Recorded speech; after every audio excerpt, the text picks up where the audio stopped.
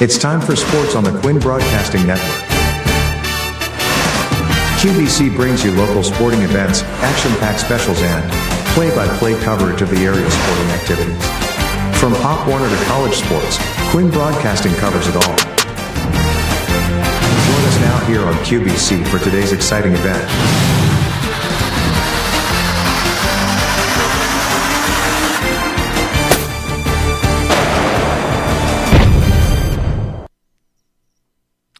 Well, good evening, everyone, and welcome to the start of the 2026 season.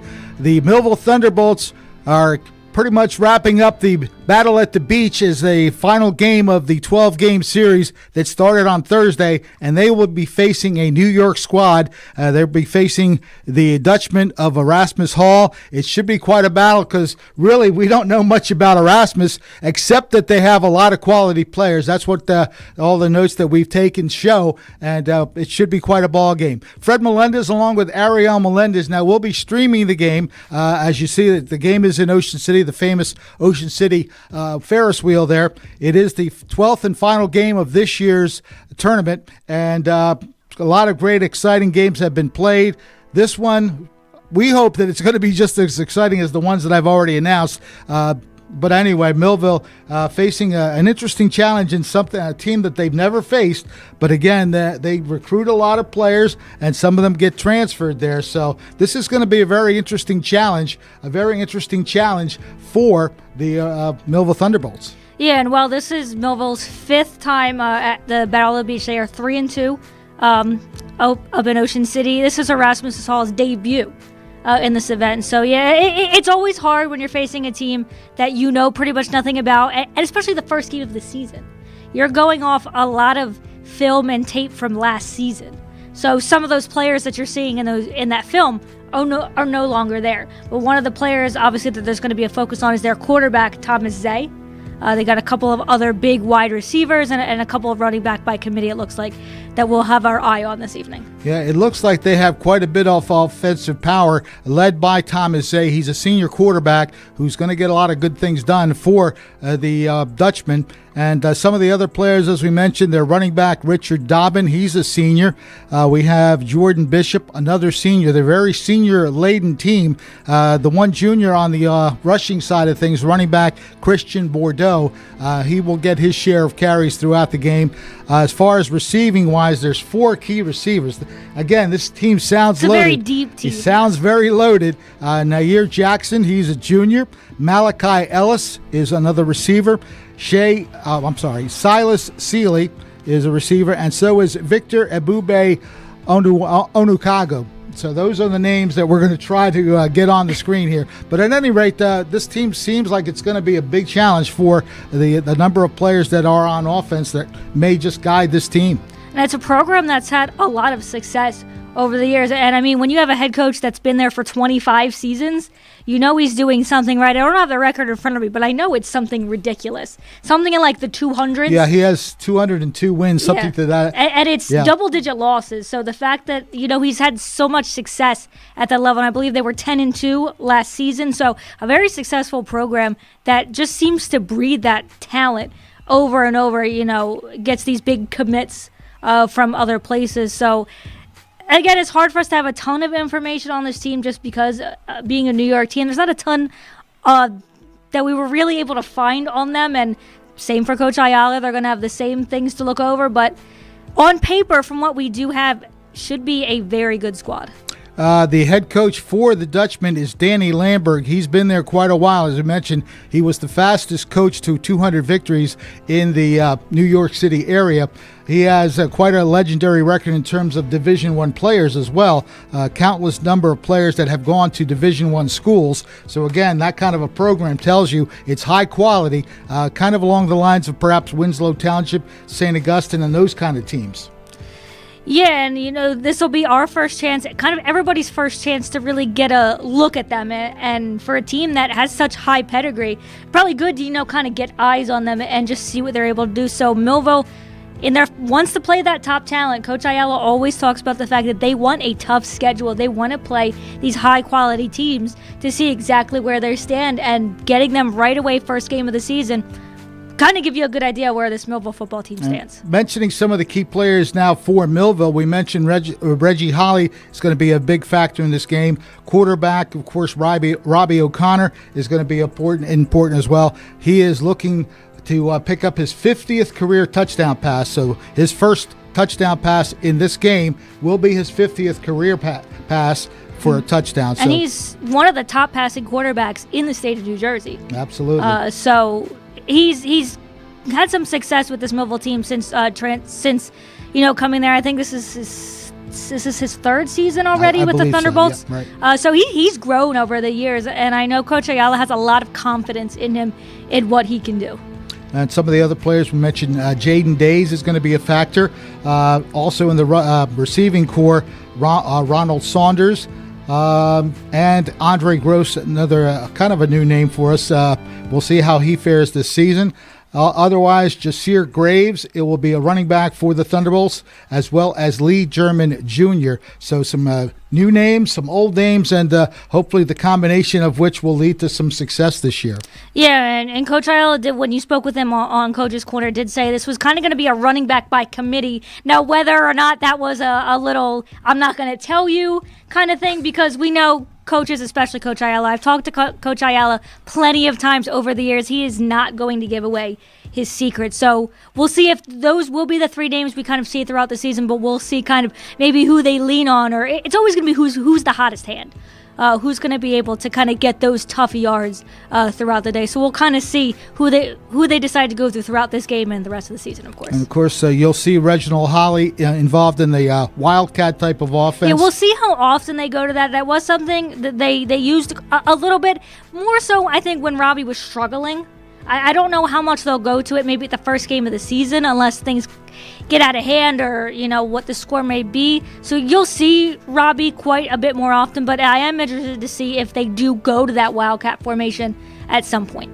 And I'm going to get this mentioned. We want to thank Tom Williams for giving us the stream of this game. The game is in Ocean City. We're here in the studio. So, again, we'll do our best to pick up numbers. The replays hopefully will help us re-identify who does what on certain plays. But we are ready and just about set for what promises to be quite a challenging game. And again, this is the start of the season, so it's a great way to start and see where your team is at when you play a team like Erasmus Hall. They are very much a high reputation team with good reason. They have players who know how to play the game, and again, just the graduation list of these players.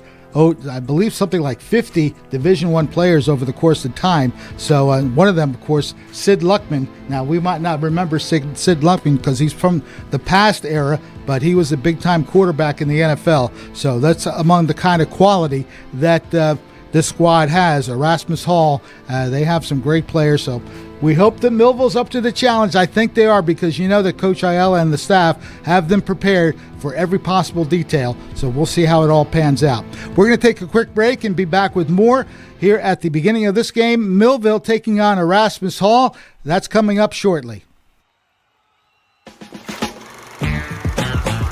TD Bank sees millions of transactions, but we never forget it's the humans behind them that matter most. So, even though we're leading, changing where and how people bank, and we have the financial strength and industry expertise to support small and global businesses, we'll always believe in putting people first. And believing that is how we're making banking unexpectedly human. At Mintz Insurance, we're proud to have been serving our customers for nearly 80 years, offering 30 different insurance products for your auto, home, and business. And to help ensure that you're getting the best rates possible, we give you up to 3 quotes for every policy, so you can choose what's right for you. At Mintz, we're part of the community, local representatives, supporting events, and proud of it. It's part of who we are. Mintz Insurance. Call today and find out how we can help you save on insurance, or visit us at mintzinsurance.com. Hello, my name is Craig Atkinson, and I am president of the Millville Thunderbolt Club. The mission of the Thunderbolt Club is to enhance the athletic experience of Millville High School student athletes. We provide a myriad of services for these athletes, including end-of-year recognition banquets for all teams, stipends for teams and individual athletes, college scholarships of $35,000 per year, meals for special events, as well as hosting the Mike Trout Millville Thunderbolt Club Golf Tournament and the Millville Sports Hall of Fame. Please visit our website at millvillethunderboltclub.com for additional information.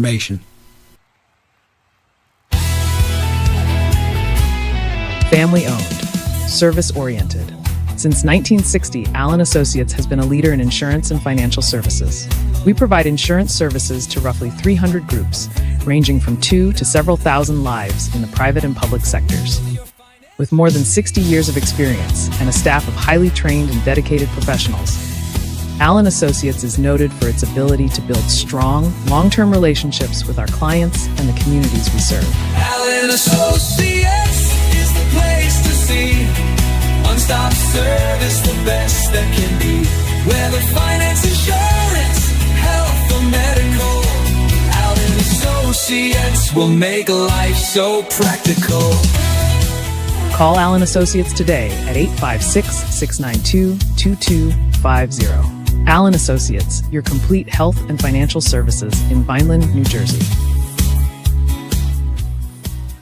Many people treat their health like a game. With the Complete Care Health Network, it's easy to start your healthcare journey. Our mental health services focus on the emotions and behaviors that affect your overall well-being and features psychiatric, counseling, and addiction services, including our exclusive Fresh Start program, designed to help combat the opioid epidemic in our communities, plus all the other specialties you expect from Complete Care. Level up your health with us. The Complete Care Health Network. No games, just great healthcare for everyone. It's time for Thunderbolt football.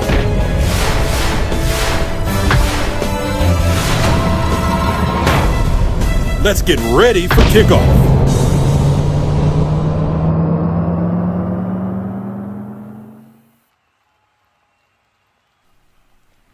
Welcome back as we get set for the kickoff of the two teams not quite on the field yet for that opening kickoff. I want to mention a couple things. As we always tell you, you can follow Quinn Broadcasting on Facebook and Instagram, and you can subscribe to Quinn Broadcasting on YouTube. Also, we have a lot of fun with each game. We try to get a poll as to who you think is going to win the football game. That is up on both Facebook and YouTube. And so if you want to vote for that, especially on YouTube, you can check that out as to who wins this football game. And earlier on, when we checked the polls, YouTube had 81% votes for Millville winning, and on Facebook, 74 of 78 choosing Millville. So we'll see how it all pans out. And again, Erasmus Hall is going to present quite a challenge for the Millville Thunderbolts. So we'll see how it all pans out. But a lot of Millville support on our Facebook and on YouTube. So that is what's happening here. It's the final game. 12 games, of course, in the battle at the beach, and a lot of classic teams, great teams that come. We saw Washington Township playing this. Shawnee was a very successful situation for them. A lot of great games. We had an overtime game to start the whole tournament. So it's been quite a tournament. A little bit of a few blowouts as well, but that's what happens in the first game of the season. A lot of times the team gets on a roll and they just decide to keep on going. Yeah, we're gonna play camera tag here, but yeah, that's okay. This is why studios are so much fun to work out of. But no, actually, Millville again will definitely have their hands full. But again, they have the players who can definitely put up a challenge. We mentioned all of them again. So Robbie O'Connor at the quarterback spot, if he gets hot, it could lead to some great things offensively. And they have the players that are going to make things happen. Reggie Holly, Jaden Days, we mentioned, Andre Gross, Jasir Graves, and Lee German Jr. Those are the players that Millville's going to count on to get things done. And as we mentioned, Coach Ayala mentioned, it's going to be a running back by committee situation. So again, it's a chance to see who's going to ride the hot hand as we check it out. There we go to Cary Stadium. The team captains for Millville already on the field, waiting to go to the middle of the field for the coin toss. Yeah, and there you see Reggie Holly, Robbie O'Connor, Darnell Williams Jr., and and Rylan Harris, And the we're- man they call Big Red. Yeah, and we're going to try to get this fly out of the studios.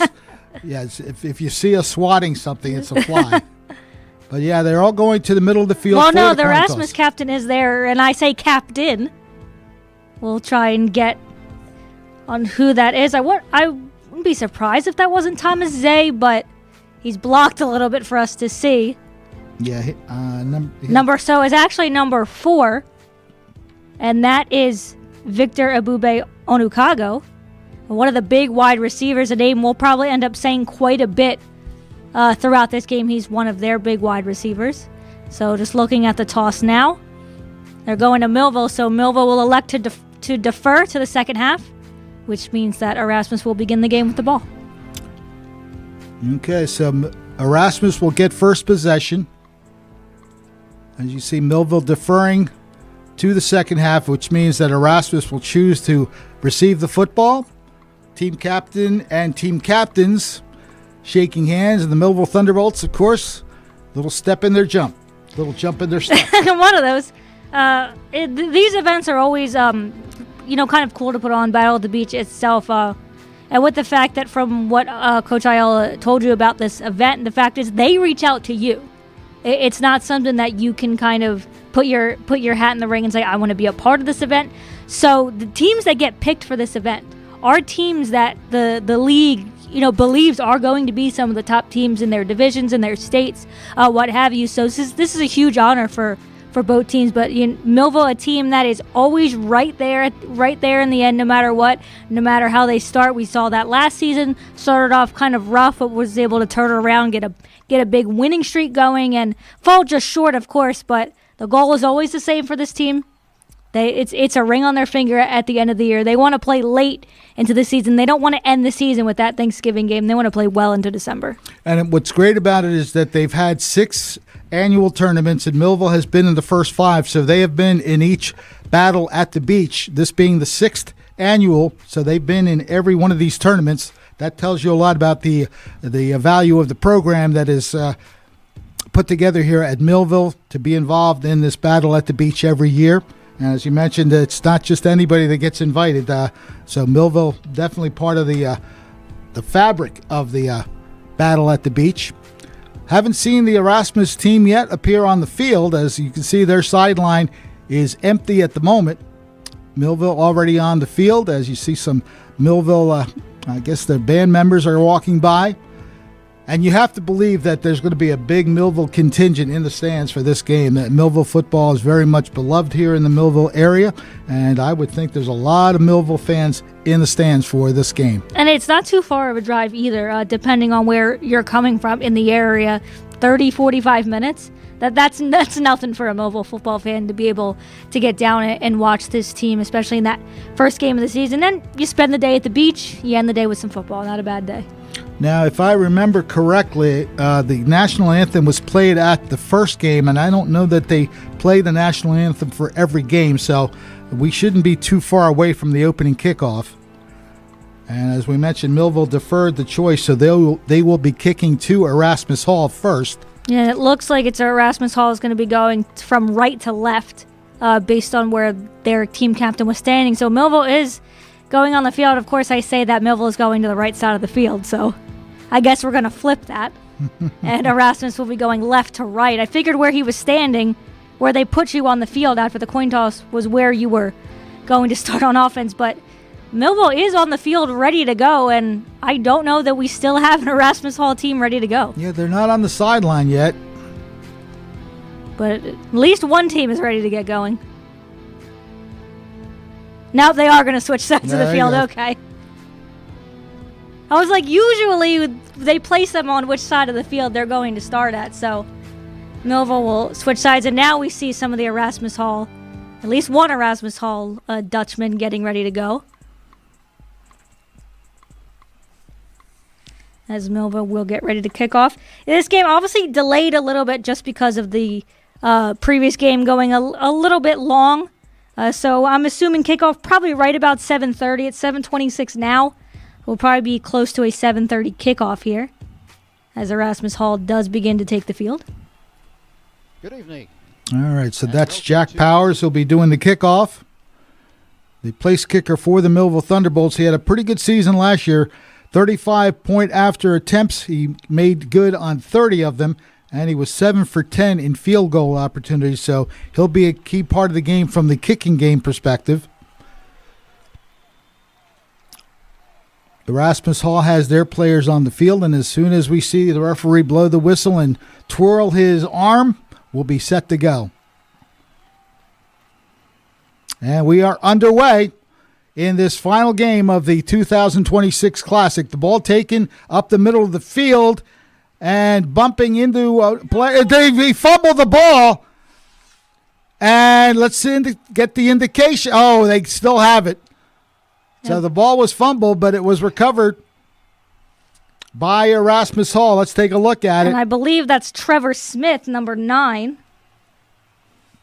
And that's a big hit that allowed him to lose the football, but falling right back on top of it. All right, so Erasmus Hall avoiding a possible turnover at the start of the game. So it was Antoine Wise who actually had that big hit that caused the fumble, but the Dutchmen lived to at least see the first play of this game. From the 39-yard line, that is where Erasmus Hall begins. Thomas Zay in the shotgun formation. He runs to his right, and good coverage by the Millville defense, maybe 2 yards tops. Actually, I believe it's Jalen Pierre at quarterback. We'll have to take another look. Yeah, these numbers are going to be hard to read. I can see that already. The combination of red and black. But yes, that is number 8, Jalen Pierre. Okay. We were expecting Thomas Zay to be the quarterback in this one.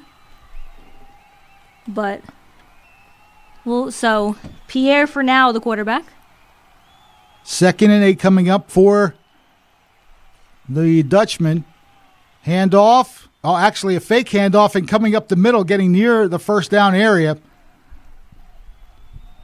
That's the quarterback once again. And this roster of Erasmus Hall is alphabetical by name and not by number. So we're going to be scratching all over the place to try to get names. Jalen Pierre, again, is the quarterback. He's a yard shy of the first down. So it's 3rd down and 1 at the 48-yard line. Pierre in the shotgun. He's got 3 receivers to the right, but he hands off, and the power surge to the front. That's going to be a first down, I think, as he got pretty much close to midfield. They only need to get to the 49, and there you see the indication that it is a first down. So that was Bishop on the carry.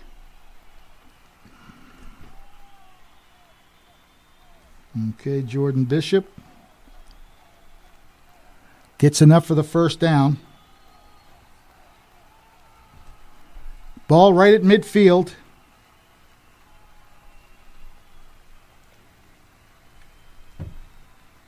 Hand off again. He'll try the outside, but Millville's pursuit is too much.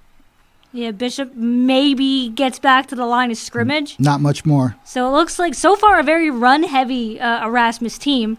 And we don't know if that's the quarterback change. Because, again, we were expecting Zay to be the quarterback for the Dutchmen. But early on, they're going very run-heavy, and that's something Millville seems to be sniffing out. No gain on the play, so it's 2nd down and 10 for the Dutchman. Quick toss is caught and getting away from a few players, going down inside the 45-yard line to about the 42. That was Onukagu. It looked like he was going to be tackled for a loss, but did a good job. He has to come back for the catch. Gets around right there. It made a nice move. It's, again, one of the Dutchmen's top wide receivers. You can kind of see why there. They mark him back at the 44-yard line. I thought he got more than that, but it'll be 3rd down and 4.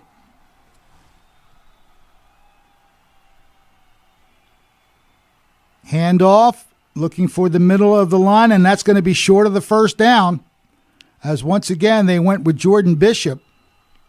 Really nice job by Millville to surround Bishop. He gets maybe a yard or 2. And they're going to keep the offense on the field. 4th down and 3 from the 43-yard line of Millville.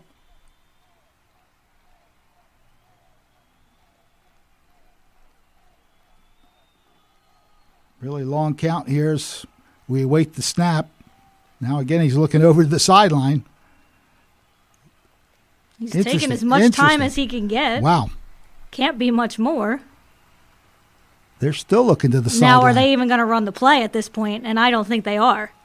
Are they just going to take it away and move the ball back for the punt? That almost, I don't want to say that even seemed like they were trying to get Millville to jump, because Pierre never even looked towards his offense like he was ready to make a call. So I don't know if that was miscommunication. I think it was purposeful. I think they wanted the 5 yards to make it a punt where they could get it inside the 20-yard line for sure. Just a thought. So maybe unintentional, intentional confusion? Something like that. If I could get Just to, the English language. All right, so the ball moved back to the 49-yard line. 4th down play and a punt formation for the Dutchmen. The kick is away. So wobbly. And not a very good one either. No, he shanked that one. It's going to be near the 30-yard line, so not a great punt whatsoever. Let's see if Millville can take advantage of that as they take over at their own 29-yard line.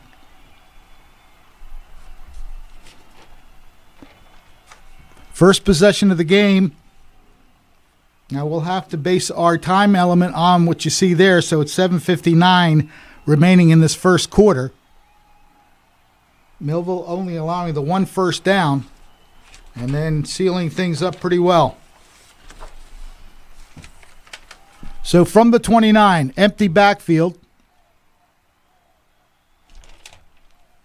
Now the one back comes back and takes the handoff. That's Holly. Holly gets across the 30. Yeah, reasonably good pickup, maybe about 5 depending upon the mark.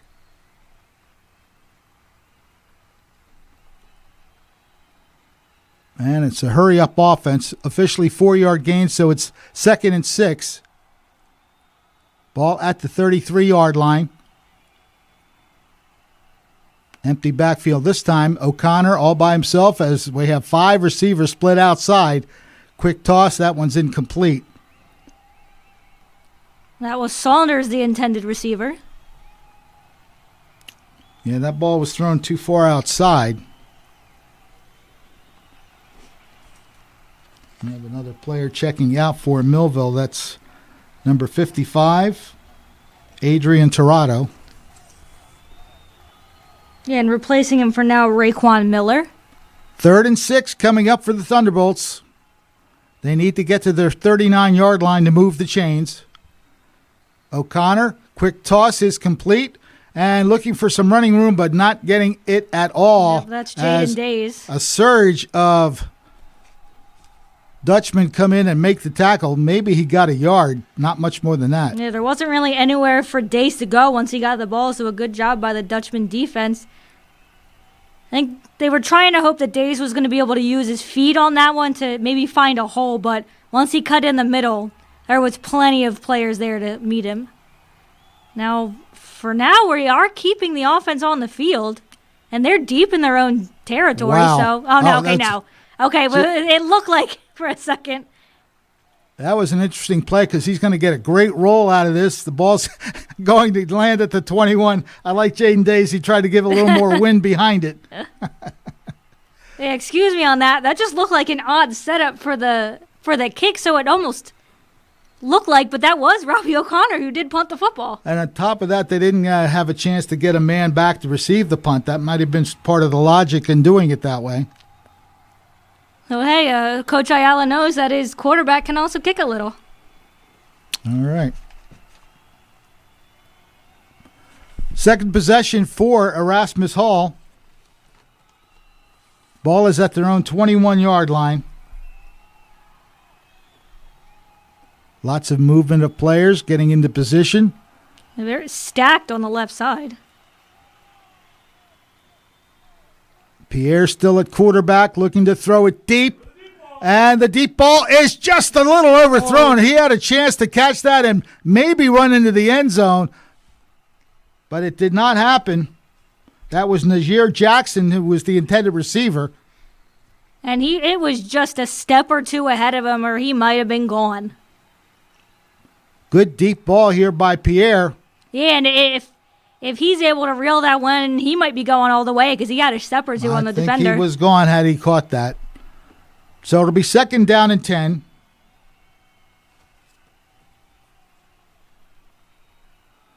Once again, the ball at the 21-yard line for the Dutchmen.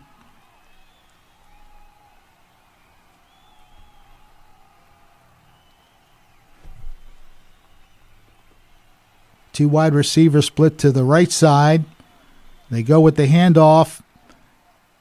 He gets through the line of scrimmage. The pile moving forward now. About half of the Millville defense makes the stop. Yeah, and that's Bishop on the carry. Not really getting very far. Millville's really done a nice job of stopping that run early on. They give him about 4 on the carry. So it'll be 3rd down and 6. Ball spotted at the 35-yard line. Halfway through this first quarter. So an empty backfield. Not Not as anymore. soon as I say that, Bishop does come just behind Pierre. Pierre, quick toss is complete. But nowhere near. I don't think he's got the first down. He might be at the 40-yard line, but that's not exactly where he needed to go to get that first down. That was Onukagu.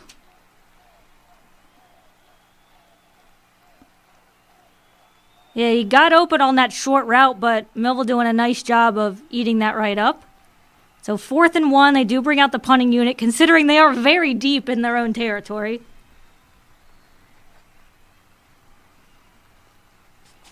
Punting situation for the Dutchmen.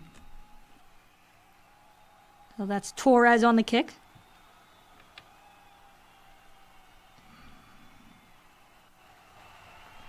Kick is away. Again, another short kick. And it's on their side of the field. You see them trying to wave it over. Oh. It's just... It did not get to midfield. Yeah. Maybe about the 48.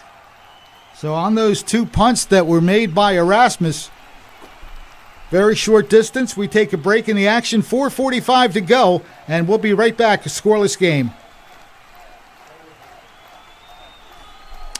Okay. Well, actually, they we came had a back to the feeling line a lot quicker. We had a thought that they might be huddling up, but again, you see where Millville is on this starting of this possession at the Erasmus Hall 48-yard line. Boy, you'd like to take advantage of this field position that the Dutchmen have afforded Millville. Handoff up the middle, breaking across the 45 down to about the 41. It's Reggie Holly handling the bulk of the running so far. So from the 48, gets across the 45 and he just takes just people about with a him. 7-yard pickup. That's what we've seen from Holly. He has a tendency to just drag people with him. Well, they gave him 6 yards, so it's 2nd and 4 from the 42-yard line. O'Connor making a last-minute call of the play. 2nd and 4. Robbie looking to throw it deep. Looking for a Holly. There it is! Touchdown! That's Days. Days, I'm sorry, Jaden Days. He's official. He's going to throw an unsportsmanlike conduct. I wouldn't do that again. 42-yard touchdown. Yeah, O'Connor, his first read right there, spots Days immediately. Days, not a ton of separation, but able to just create enough on the defender. 42-yard pass play, and Millville's on the scoreboard first. It was Mason Corano, who just wasn't able to get close enough to Days. Powers trying to put the extra point up, and we await the official's indication. It is good. So Millville, with 4:03 to go in the first quarter, gets the game's first touchdown, and for Robbie O'Connor, his 50th touchdown pass of his very fine career at Millville. Taking a timeout, 7-0 Millville. We'll be right back. More than a century ago, General Tire was born right here in America. Since then, we've made a name for ourselves by making tires you can depend on. Tires built to handle any road this country can throw at them, and relied on by every kind of driver. So you know that no matter where life takes you, with General Tire, anywhere is possible.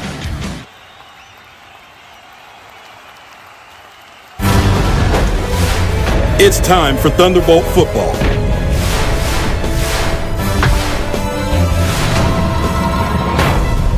Let's get ready for kickoff.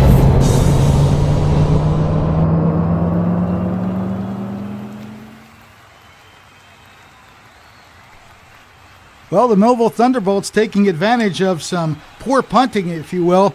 2 punts by Erasmus Hall, both have been very short, and they left Millville with a short field, and they convert the touchdown on a pass from O'Connor to Days. Now the kickoff, taken across the 15. What a great hit! Right past the 15-yard line. Let's give that man some credit. He's pretty happy. That's Jordan Love. And that's a huge tackle. And it was an open field tackle. Those are the hardest to make. But he made no mistake on this. Came in and just knocked them off his feet. Yeah, Millville getting down the field quickly. So once again, the kicking game favoring Millville on a great tackle. The ball is placed at the 17-yard line. That's how good that coverage was. He did not even get to the 20. And again, trying to make sure that the quarterback still is Pierre. But again, these numbers, I can't see him too well. Can you? He's back to throw. Quick toss to the outside. Nice break. And I'm surprised there's no flag there. Looked like a hold on the side. But nonetheless, that play's going to get some big yardage. Well, let's see. There is a flag on the play, so you might be getting what you saw. I saw a hold, but again, I don't want to make the calls. Did have quite a bit of open space here. You can watch and see if you see a hold here. Right there. Yep. Yep, that looked like a hold. At some point you got to let go. So that's exactly why he had plenty of running room. Yep. Jordan Bishop on the catch, but this ball is coming back. Yeah, they're deep in their own territory now. 10-yard line is what it appears to be.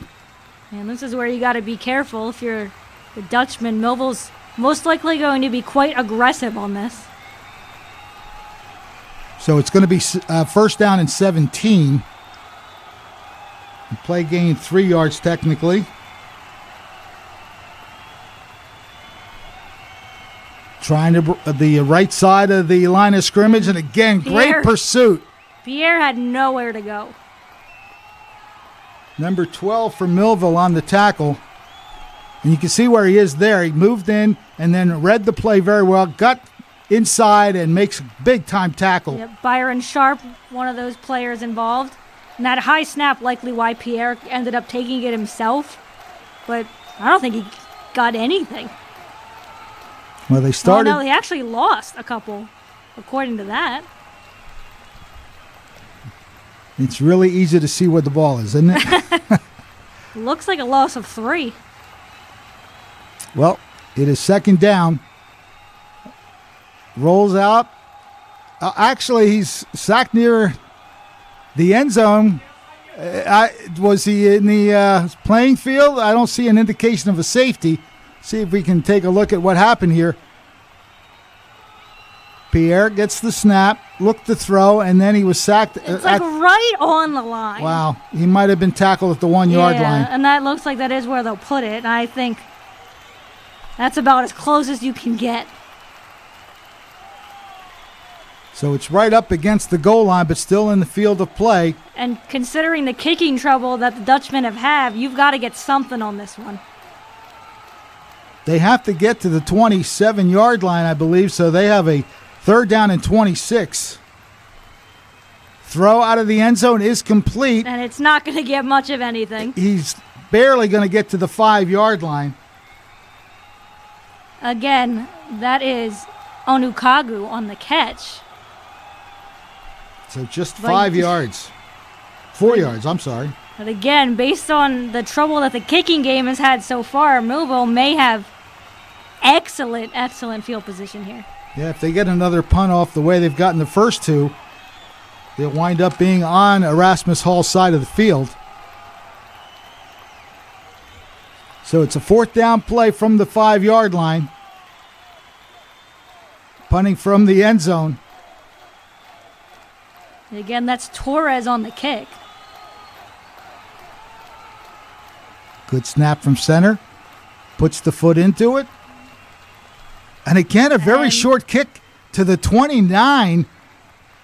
So that's about a 19-yard punt. 3 punts, and none of them have looked very good for Erasmus Hall. No, that's why you had to get something on that last play just to get yourself out of your own end zone. But again, Pierre going with the short play to Onukagu, who really didn't get anything out of it. And then your kicker, who's punting from almost outside of the end zone. So early on, it hasn't really looked good for Erasmus. The clock showing 50 seconds remaining in the first quarter. Millville has a touchdown on the board and a pretty good chance to put another score on here. O'Connor has 2 running backs next to him. It's Holly and Graves. Holly's done the bulk of the running so far, but we'll see if Graves gets a carry here. It is Holly. Holly bounces it outside. He's going to go to the end zone. Touchdown, Millville on one play. Doesn't get any easier. Field position has really played well. The Thunderbolts have taken solid advantage of it. Oh, no, Do we have a flag? I think we have a flag on the play. Okay. Well, we're going to see after the replay because there was a lot of standing around like this wasn't going to stand up. And we do have a flag, and we'll see what the call is here. Likely a hold. Well, I guess they already made the call. Likely a hold, I'm going to assume. So it takes away the touchdown. I mean, you're still in a great position on the field, but you never want to take away a touchdown. So that 10-yard penalty moves the ball back to the 39-yard line. Millville still in an excellent situation. And it's still first down, 1st and 20.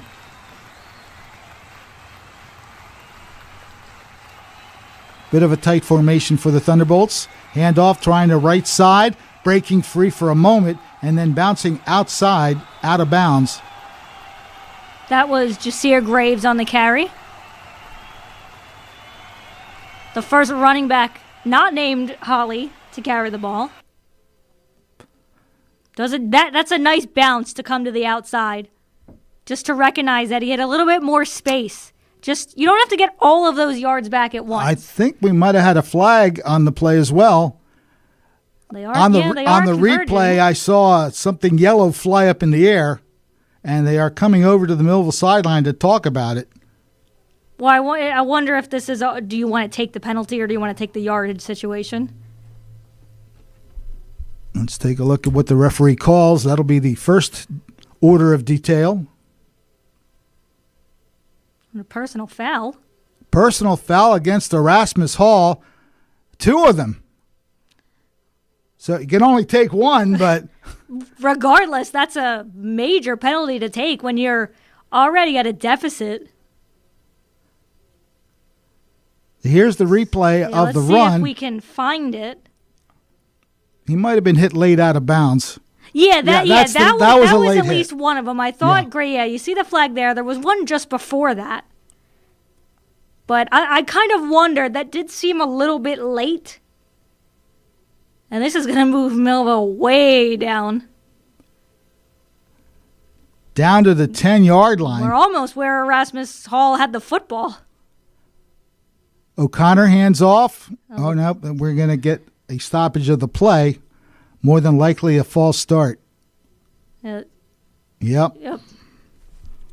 So a penalty-filled drive so far. A couple on Millville, a couple on Erasmus. With 35 seconds to go in the first quarter. So that'll move the ball back to the 15-yard line. Still first down. 1st and 15 from the 15.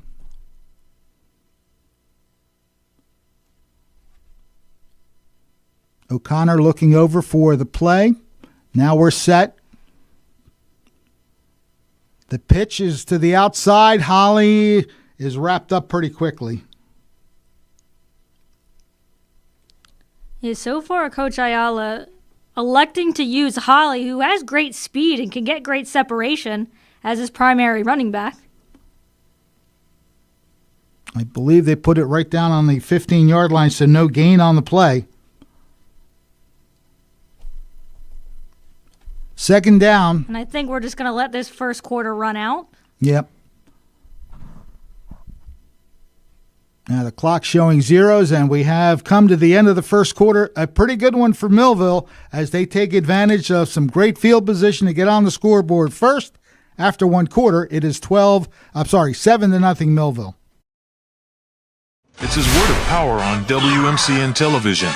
Join our Sunday morning services every Saturday night at 11 p.m. here on WMCN television. It's a great time of worship, teaching, and the power of the Holy Spirit.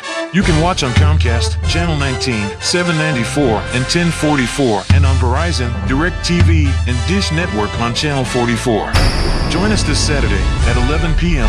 on WMCM television. His word of power. And now, back to the game.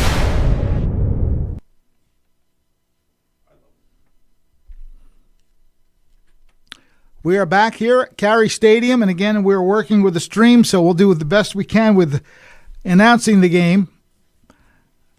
West Jersey Football Coaches Association emblem right there. They had their Hall of Fame induction last night during the halftime part of the Shawnee game. There was a very brief second, and I should know better, that I thought you were just guessing what that stood for. I figured it out. I know better than that. Sometimes I don't, but that time it seemed pretty obvious. Holly with the direct snap gets away from one man, going up the sideline. He's in for the touchdown. Well, there's your Wildcat. Reggie Holly with the touchdown for Millville. Quick work. Yep, that snap, Holly. Nice job to get around one, and by the time he gets to the sideline, he's got plenty of protection and plenty of open green in front of him. Well, as we know, if you give him any kind of a step, it's over. The Jets are going to turn on, over. And he's going to wind up getting into the end zone. A 15-yard touchdown. He's a really big piece of this offense. It's been rather evident throughout the first quarter, and kick is up. It's a fake. I don't know what happened there, but they're going to get 2 points out of it. And I believe that's James Jackson. That's James Jackson on the catch. Now, is that a fake kick? I believe that was Malachi Ellis, too. Let's take a look. They'll have the replay here. Yeah, because I believe it's... That was a fake. I think it's again hard to tell. It almost looked like the snap wasn't held well either. It looked like a pretty well-designed play. But either way, that was Malachi Ellis on the throw, and James Jackson caught it. Oh, sorry, 11. I'm looking at the wrong team. Yeah. Sorry, James Jackson the catch. Quan Bowleg, I think, threw the ball. Yeah, that's called looking at the wrong roster, guys. Hey, we can correct ourselves as long as we get the right calls. But that's a big-time touchdown and a big-time extra point conversion. They go for 2. I think that was a design fake. It's a little hard to tell. It seemed like the snap wasn't held well, but either way, Millville's always going to put the pedal to the metal, so I believe more that was well-designed. 15 yards to who? So again, that was a run 15 yards for Holly. That was Holly taking the direct snap for the touchdown, and then James Jackson with the 2-point conversion. So while there's a lot of big names and high pedigree on this Erasmus team, Millville showing they've got plenty of talent as well. Ball's taken at about the 11-yard line, returned across the 30. Look out, some running room across the 50, and he's still on his feet. This would get Erasmus Hall right back in the game. There's a kickoff return for a touchdown, and that's the last thing you want to do. Yeah, that puts... but do we have a penalty because they're zeroing in on the official?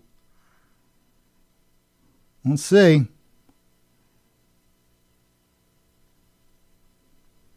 Yeah, we'll take a look at the kick here. A really good kick from Powers. Just about at the 10-yard line. And again, that number is blacked out. I don't see the number at all. Especially when he runs in that area. There's no way we can see that number. But the officials are gathering, and this one may be coming back now, at least part of the way. Yeah, there is. A flag is indicated. We're going to see what happens. Well, they're moving back to midfield, so we'll see where this penalty places the football.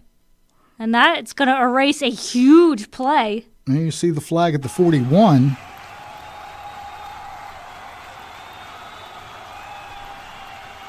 Referee indicating a holding penalty against. And a personal foul. Boy, I tell you what, a lot of undisciplined play by Erasmus Hall. As we again watch the replay, pretty close to a 90-yard return, but the hold obviously playing a part in it. See if we can pick it up. Maybe right there on number 20 for Millville. He was held. Good run back, but it's going to go for naught. That one could have placed Erasmus Hall right back in this game. Instead, they're going to be starting from their own 16-yard line. So did they mark off both? I don't know. Usually they only mark off one. That almost feels you're starting basically where you caught it. Yep, at the 16-yard line. So really the kickoff return winds up netting 6 yards. But there's a breakaway. Still on his feet, finally taken down in midfield and beyond. I tell you what, these numbers are like blacked out. I can't see a number. Bishop again. Most likely that's Jordan Bishop. I'm hoping that this is the only game we do from the studio because this is not good. Yeah, Bishop's been the workhorse back there for the Dutchmen, so. Handoff this time met behind the line of scrimmage. Great job by number 4 to make the initial hit. That would be, again, Darnell Williams, Jr. Quickly on offense after a 1-yard gain. Handoff. Oh, that's the replay. All right, so good play there. Defensively, they lost a yard. The defense creating a 1-yard loss for the Dutchmen. So it's 2nd down and 11 from their own from Millville's 49-yard line. Early stages of the second quarter, Millville up 15-0. Now back to throw, looking for the deep ball, and he's open in the middle of the field, racing to the outside and into the end zone. Looks like number 4. That one I can see. I was a surprise. That's Onukagu.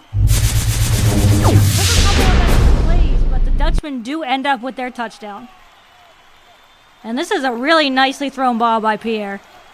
He's got plenty of time, airs that one out, and Onukagu gets around the defense. That's just a well-designed play. 49-yard touchdown. Now the extra point coming. So that's a quick response by the Dutchman. Kick is up, and we have a kick that is good. So with 10:26 to go in the second quarter, Millville's lead is trimmed in half practically. It's 15-7.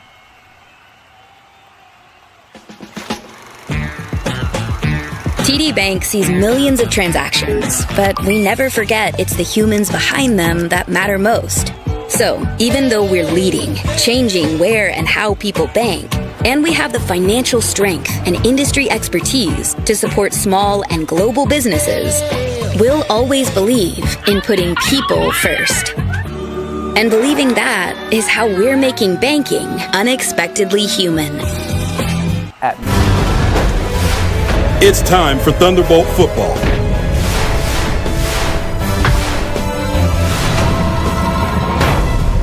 Let's get ready for kickoff.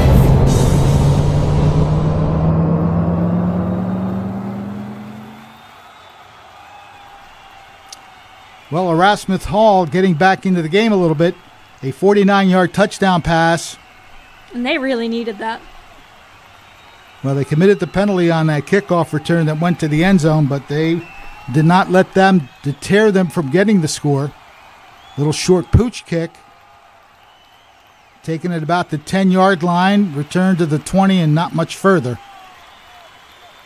So that might be the worst field position for Millville in this game. Erasmus Hall celebrating right there. Nonetheless, we are in studio, as you can see, and we're doing our best to get the names and everything correct. But Millville enjoying a 15-7 lead, and Ariel, you have to like the fact that they've taken advantage of some great field position. Yeah, this Millville team is well known for being able to air out the ball, so the fact that they've been able to get these short situations have really relied on the running game a bit so far, but O'Connor's been able to show exactly why he's one of the top passers in the state as well, and they'll get another chance to do so now. Again, probably the worst position they've had so far. Ball's at the 24-yard line. 1st and 10 Thunderbolts. And I think there was somebody moved. Each side's going to say it was the other. Well, we'll get the official call here. Offside. So that'll be 5 yards against Erasmus Hall, who's been very undisciplined. They've had some very key penalties on offense, and not a good one on defense either. So it'll be 1st down and 5 for Millville. And again, they step on offside. Not sure why they're jumping like that, but that's back-to-back penalties and then 1st down. And not being there and being able to hear the elements, I don't know if they're getting fooled by O'Connor's hard count or they're just a little bit too jumpy. So Millville gets a 1st down without even having to do anything. Ball at their own 34-yard line, so some field position gained on penalties. Let's see, do we finally get a snap? Double wide receiver set. Handoff. Met at the line of scrimmage, and he might wind up losing a yard. That's Graves. Just couldn't get anywhere. He tried to jump to the edge, but he was wrapped up rather quick. Yeah, right. He gets around 1, but a couple of players wrap him up there. Loss of a yard, so it'll be 2nd down and 11.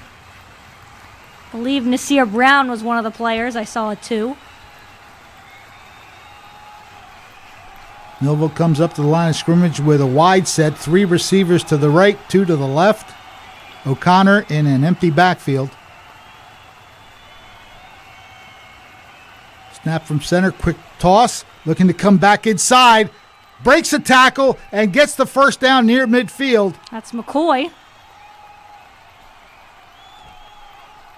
Good play call and a good run after the catch. And a good job to secure this as well, because McCoy great block. Did jump for it. That was a great block there. I didn't get the number, but that block opened it up as well. He got around 1 tackle as well. So Millville quickly to the line again, same formation. Ball spotted at the 47-yard line. A new set of downs for the Thunderbolts. Empty backfield. O'Connor doesn't like what he saw there. Comes back the other way. Just missing the connection. That's Ronald Saunders, and O'Connor was scrambling a little bit. Nice job to find Saunders, but unable to make the play. Didn't quite get the hook up there, so it'll be 2nd down and 10. And Saunders, not having anyone around him, just couldn't quite make it. Otherwise, he had a lot of space and a blocker with him. Now, the clock that is showing on the screen there says 8:58 to go before halftime. Millville would love to add another touchdown before all is said and done here in the 1st half. Yeah, because they will receive the 2nd half kick. Again, everybody on the wide receiver set except now Holly. Holly comes back near O'Connor. O'Connor, plenty of time to throw. Ball is complete, or did he drop it? He dropped it. Well, I think it was a low throw as well. So Days just wasn't able to come up with it. So that'll bring up 3rd down and 10, and he's shaking out the hand. I think it was just a low throw, so I'm thinking his hands hit the turf. Yeah, he's trying to shake off whatever that is. Again, Millville, a very good deep-throwing team. O'Connor's been known to open things up on the field. And we've seen Millville connect, not just in this game, but throughout the years on these deep plays. Once again, 5 wide receivers available. O'Connor awaits the snap. Quick toss across the middle is complete. and deking and diving, getting to the 40-yard line. That's Saunders. Great moves after the catch. O'Connor had to get this one out quick, too. There was a lot of guys on him right away. Saunders wide open, a couple of nice moves. Look at that spin move. That spin move got him away from 2 possible tacklers and assured the first down now at the Erasmus Hall 41-yard line. Yeah, I like the quickness in which O'Connor was able to get that ball out because he had a lot of pressure coming in on him rather quick. That 18-yard play sets up 1st and 10 from the 41 of Erasmus Hall. Gets him outside, breaking tackle, strong run by Holly, getting all he can from the left side. Yeah, he looked to be wrapped up, but he almost ducked under the tackle. Yeah, you'll see it. He's wrapped up right here, but he manages to contort his body. He made 2 players miss. That's some pretty good talent right there. 7-yard pickup. And you can see exactly why Coach Ayala is using Holly in the way that he is. His shiftiness allowed him to pick up some extra yardage. So 2nd and 3 for Millville at the 34-yard line. Single setback, 3 wide receivers to the right. O'Connor hands off, and that is Holly going into the middle of the line. He's near the first down. He might have it. He's right about right about at that first down mark. He needed to get to the 31. It looked like he got close to the 30 as we watch it on replay. Yeah, I think he's maybe a yard or so past it. So this should be another mobile first they down. marked him at the 31, and It is still a first down, It is a first though. down. He got enough. It looked pretty close live. So Millville doing a nice job here. Just methodically moving down the field. You want to use up some clock here. Under 7 minutes to go in the half. O'Connor hands off again. Holly, not too much to gain that time, although he may have gotten about 3 yards. Not bad for that exchange. I think Millville is really trying to work some of this clock with the run game here. Hasn't been a couple of passes from O'Connor, but they have really relied on that running game, especially this drive. You want to take as much time as you can off the clock, get it in the end zone, get a stop, because again, you do get the ball back to start the second half. 2nd down and 7. 28-yard line is where the ball is spotted. O'Connor in shotgun. Holly standing next to him. And Holly gets the carry, bounces it, and then bounces right back inside. And I think he fumbled it. Erasmus Hall gets a fumble recovery. And that's kind of the danger you do run into going back to the same guy multiple times. And we'll see if we can pinpoint exactly where it happens. He did get popped pretty hard right there, and yep, ball that's popped straight up. And that's a good hit. It's a good hit, and there was nothing but black jerseys there to get the ball. So Erasmus Hall dodges a bit of a bullet there as Millville was driving, but the fumble gets the ball into the hands of the Erasmus Hall squad. So the Dutchmen have possession. And they've got plenty of time to get down the field and try to tie this one up. All right, ball is at the 17-yard line.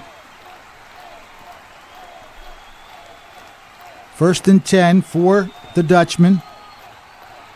Back to throw, has time, and he avoids a sack, still on his feet, and gets across the 20, 25. He's going to have the first down. That is an excellent job by the quarterback. It looked like he was going to be sacked, but he turns it into a very big play. 24-yard pickup. He had a couple looks here, didn't like what he saw. Couple more looks, and he said, you know what, I got plenty of open space in front of me. That's Pierre, who got around a tackle there. Pick up some big yardage, and we have a player that's injured. And again, we can't see the numbers. They're going to spot the ball at the 39, so it's actually a 22-yard run instead of 24. Yeah, you got to hope it's just a cramp. But I believe we'll go ahead and take a timeout and be back in just a little bit. At Mintz Insurance, we're proud to have been serving our customers for nearly 80 years, offering 30 different insurance products for your auto, home, and business. And to help ensure that you're getting the best rates possible, We give you up to 3 quotes for every policy, so you can choose what's right for you. At Mintz, we're part of the community. Local representatives, supporting events, and proud of it. It's part of who we are. Mintz Insurance. Call today and find out how we can help you save on insurance, or visit us at mintzinsurance.com. It's time. And now, back to the game. Now, as we watch the play develop here, back to live action. Erasmus Hall trying to take advantage of a turnover by Millville. They started this drive at their own 17-yard line. And it looks like that was actually Pierre who was the injured player, because now at quarterback is number 11, Michael Bennett. So I'm wondering if Thomas Zay just isn't available. That's very strange because he is their top quarterback. Want to make mention that you can follow Quinn Broadcasting on Facebook and Instagram and subscribe to us on YouTube. It's Quinn Broadcasting, as the Millville defense makes an answer very emphatic there. Might have lost a yard or two. You can put your phone on that QR code and join us on our social media. That's just a great play, and didn't catch the number. Their replays are quick. I've watched them do all the replays, and if you're not looking at the screen, you miss the replay. They're very quick with the replays. It looks like, did we have a penalty against Millville? They're moving the ball to the Thunderbolt 45. There must have been a penalty somewhere. I didn't see any indication of it.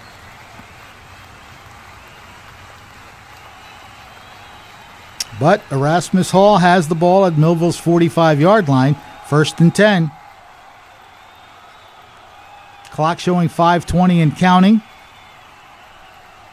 Hand off. Oh, actually, it's a fake. The pass is caught at the 37, breaking tackles, and he fumbled the ball, but he lucky bounce. That bounced right back to him. That's Onukagu. That ball bounced right back to him. That could have been disaster. You'll take the lucky hops anytime you can get them. Onukagu makes a great catch, starts running. Right there, he has the ball knocked out of his hands, and then he gets hit after he recovers. And that's just good awareness from Onukagu. Trying to see where the ball is exactly. It's at the 20-yard line, yep. 1st and 10. The Dutchman, handoff, sweep to the right side. He took a shot there. 16, I believe, got the initial hit on the running back. Jamil Jones Jr. That prevented it from being a big play. 2nd down and long. They mark it at the 18, so we're going to call it 2nd and 8. 4 minutes left in this first half, but a chance to tie this game for Erasmus.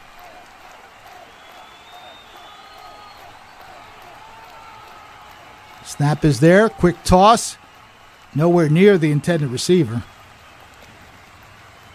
Yeah, tried to get him along the sideline, but just a little bit too much on it. Again, that's a new quarterback for the Dutchmen, as Pierre was injured earlier in this drive. Cancel Torres, number 11.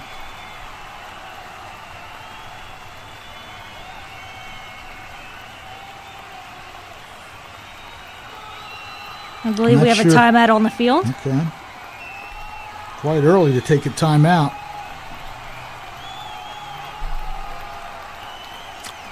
Our score 15-7.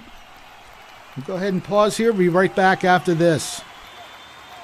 Hello, my name is Craig Atkinson, and I am president of the Millville Thunderbolt Club. The mission of the Thunderbolt Club is to enhance the athletic experience of Millville High School student athletes. We provide a myriad of services for these athletes, including end-of-year recognition banquets for all teams, stipends for teams and individual athletes, college scholarships of $35,000 per year, meals for special events, as well as hosting the Mike Trout Millville Thunderbolt Club Golf Tournament and the Millville Sports Hall of Fame. Please visit our website at millvillethunderboltclub.com for additional information. And now, back to the game.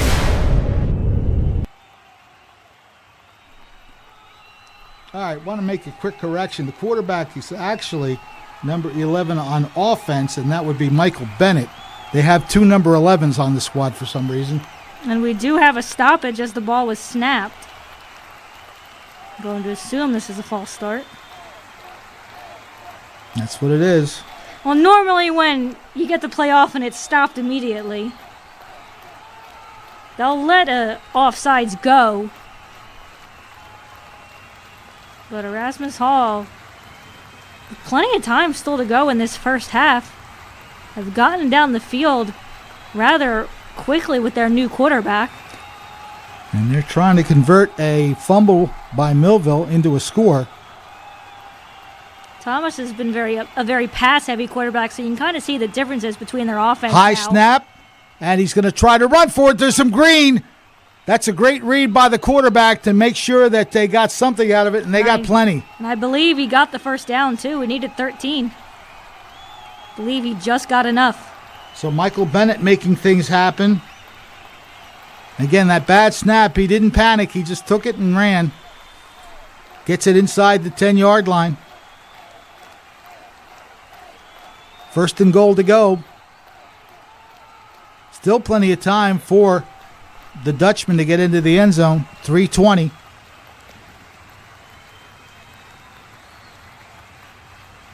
Shotgun formation by the quarterback. He'll hand off up the middle. Pretty decent gain inside the 5-yard line. 28 is who I saw. That is Christian Bordeaux on the carry. Gets himself a couple. You have to wonder if the Dutchmen are going to try and use up as much clock as they can. Should probably have at least one play before the 2-minute warning. Unless they get into the end zone. Second and goal from the 5.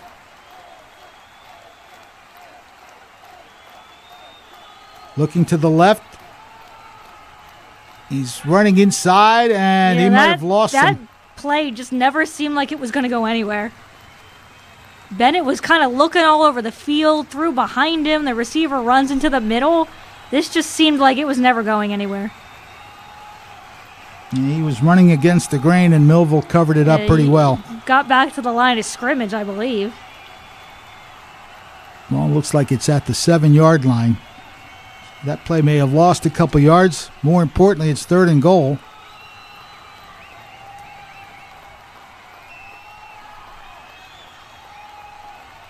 Again, it's tough to read that end of the field, but it looks like it's at the 7-yard line. Back to throw, looking to throw quickly, pops it up, and it is incomplete, but we're going to get a penalty against contact. Millville. Yep. Looked like there was some early contact there by Savion Jones. So that pass interference will, I believe, should give them a first down. And you can see here, mostly, it's a little hard to tell exactly what Jones did, but considering the Erasmus Hall wide receiver was on the ground, so this will make it first and goal again. So the Dutchman with a new set of downs. Half the distance to the goal, and that's a great defensive play. A good trip in the backfield to stop that from going anywhere. See if we can pick up the Millville player here. It was Bordeaux on the carry, unable to get anywhere right there. Well, he got out of the picture too quick. That's a big time defensive play, though. Loss of about I don't know if 8. that was Days. I thought I saw two kind of walking away afterward. So that might have been Days who tripped him up. So it is fourth and goal. No, it's second and goal. See that you can't rely on the scoreboard. Yeah, the scoreboard, the pass interference. But we will have another timeout out here from the Dutchman. Actually, now he indicated Millville's called the timeout. No, He gave it is fourth down. So was that not enough on the pass interference? I'm not sure what's I would have on. thought that they get a first down. Yeah, we're kind of not sure because from all indications that was first down after the penalty, but now that we're saying 4th and goal. So we're not exactly sure what's going on either. We're trying to go with the flow here. Again, we're streaming this game, and we thank Tom Williams for the stream. Of course, that's the way we're bringing into this game, and we're doing our best to get numbers and names and all that kind of thing. And again, surprised that their star quarterback, Zay Thomas, isn't playing. I don't know if he's injured. We have no way of knowing anything like that. So that's pretty much where we stand. So it's 4th and goal according to the... Did they call that on Erasmus? Is that what happened? I don't think so. They moved the ball down to the goal line. So somehow that wasn't an automatic first down. I can't figure it out, but... That's the only thing I can think of is somehow that pass interference was an automatic first down. So if Millville can keep them out of the end zone on this play, and there's a sack! And that's Jaden Days. Jaden Days introduces himself to the quarterback. And that is a huge missed opportunity. But a great play by Days to get into the backfield untouched. Watch him off the edge here. Watch on that left side. Nobody gets him. Nobody picks him up. And he gets a free shot at the quarterback, and he's going to take that all day long. That is a huge defensive play and a game changer, if you will, because they prevented a tying touchdown, at least the possibility of a tying touchdown, with that great defensive effort. So Millville takes over on downs. Now they have 52 seconds to work with. I wonder if they'll try anything here or they'll just settle for the 15-7 lead. Knowing Millville, you think they're going to try go for something. I think they're going to try something. Yep, We'll see. 52 seconds is a decent amount of time. And they've got 2 timeouts. O'Connor, quick toss, but read very well. Good bouncing. That's Holly. Getting away. Holly again bouncing off tacklers and making something out of what looked like it's going to be a very short gain, if any gain. And now I thought he got out of bounds on that one, but the clock was still going. Let's see. Bounced he off made there. At least 3 players miss. I would think he was out of bounds. No, okay, the clock finally... It seemed like the clock ran off a couple extra seconds. But gets 9 on the reception. Yeah, he bounced off at least 3 tackles there. He's a fun player to watch, isn't he? I think that's a lot of what Millville's going to do on this drive is get the ball in the hands of their speedsters and try to find some open field. And maybe go out of bounds when they can because there's still 44 seconds left in the first half. O'Connor back to throw. Throws a deep ball. A little too deep. Yeah, he was looking for number 18, Isaiah Rivera. And just a bit too far out of his reach because he was absolutely gone. O'Connor's not afraid to throw that deep ball. And he put a lot on it, just put a little bit too much.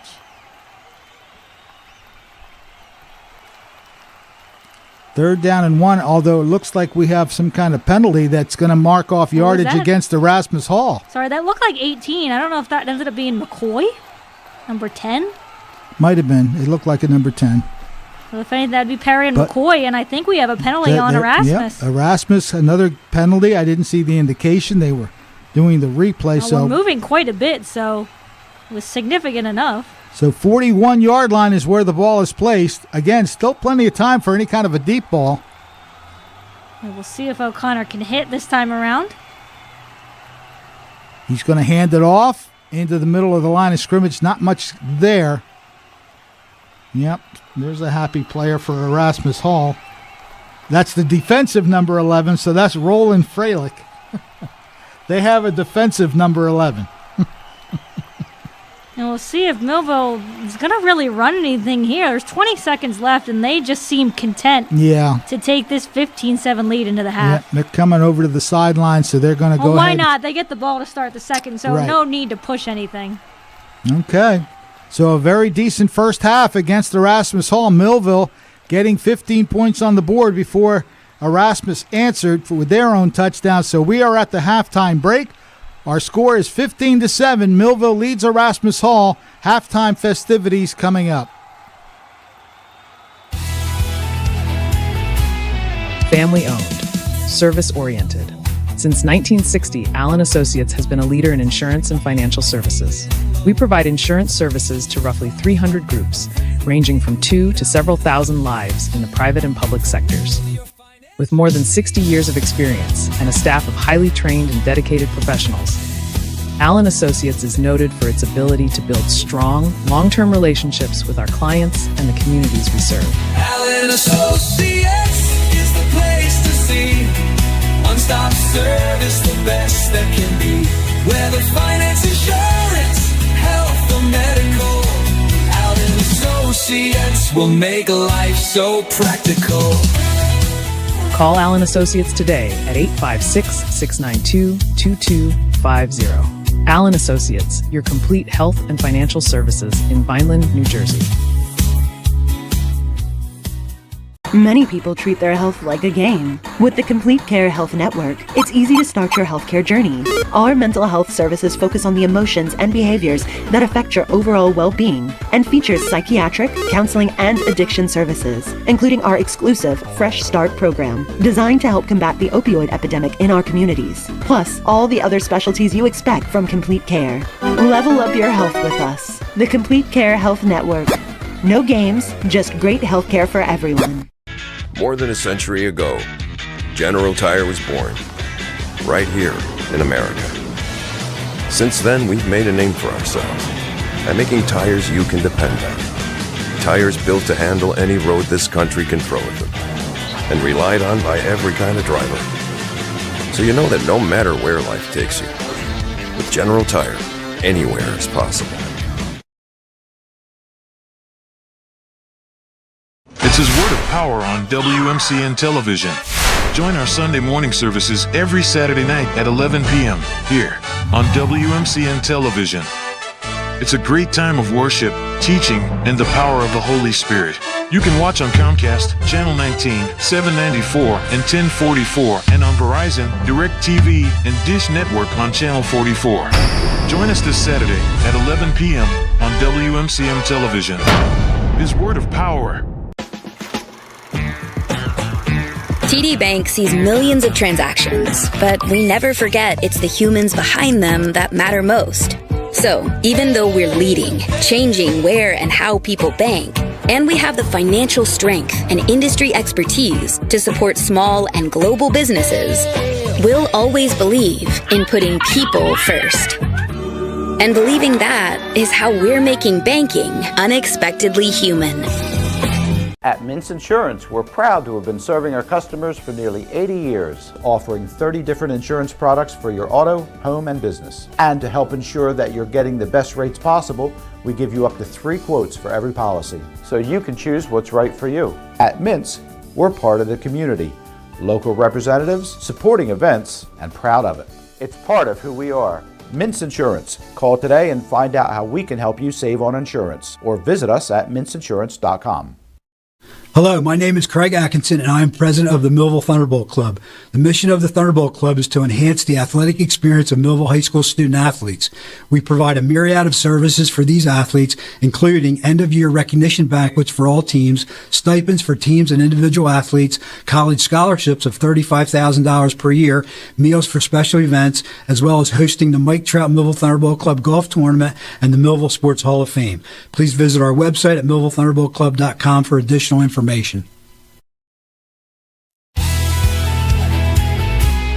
Family owned, service oriented. Since 1960, Allen Associates has been a leader in insurance and financial services. We provide insurance services to roughly 300 groups, ranging from 2 to several thousand lives in the private and public sectors. With more than 60 years of experience and a staff of highly trained and dedicated professionals, Allen Associates is noted for its ability to build strong, long-term relationships with our clients and the communities we serve. Allen Associates is the place to see. One-stop service, the best that can be. Whether finance, insurance, health, or medical, Allen Associates will make life so practical. Call Allen Associates today at 856-692-2250. Allen Associates, your complete health and financial services in Vineland, New Jersey. Many people treat. It's time for sports on the Quinn Broadcasting Network. QBC brings you local sporting events, action-packed specials, and play-by-play coverage of the area sporting activities. From Pop Warner to college sports, Quinn Broadcasting covers it all. Join us now here on QBC for today's exciting event.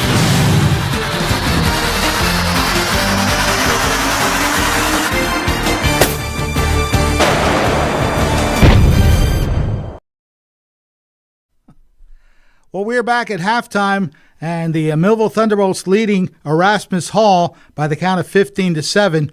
They capitalized on some punting situations that were not good for Erasmus Hall, and Millville built up a 15-0 lead because of that. Looking at the scoring particularly, Robbie O'Connor has tossed his 50th career touchdown for Millville's first score. He found Jaden Days on a 42-yard touchdown play that got the scoring open, and it was Jack Powers who added the extra point for a 7-0 lead. That came with 4:03 left in the first quarter. Millville, Millville again taking advantage of some field position early on in the second quarter. Actually, the first play of the second quarter, Reggie Holly busted loose for a 15-yard touchdown, and then a little trickery apparently because it looked like the holder on the snap basically stood up once he got the ball, and then he rolled to his right and connected for a 2-point play that gave Millville the 15-0 lead. So those two plays right there, Millville getting it done. Yeah, Millville's been known to kind of pull all of their tricks out and find any way they can to score, and they're going to do it on offense, defense, special teams. Every facet of the game is going to have an impact in some way for Millville, and that's exactly what Coach Ayala consistently talks about, is winning all three facets of the game, and Millville has done it in each situation. And of course, their defense has made some big hits. That sack that stopped the drive that might have led to a tie score. Yeah, that big hit from Days. Yep, Days. And if you're the Dutchmen, you have to figure out how you left him completely wide open off the edge. There wasn't even anybody that seemed like they looked at him, and Days was easily able to come off the edge and get the sack there on the new Erasmus quarterback.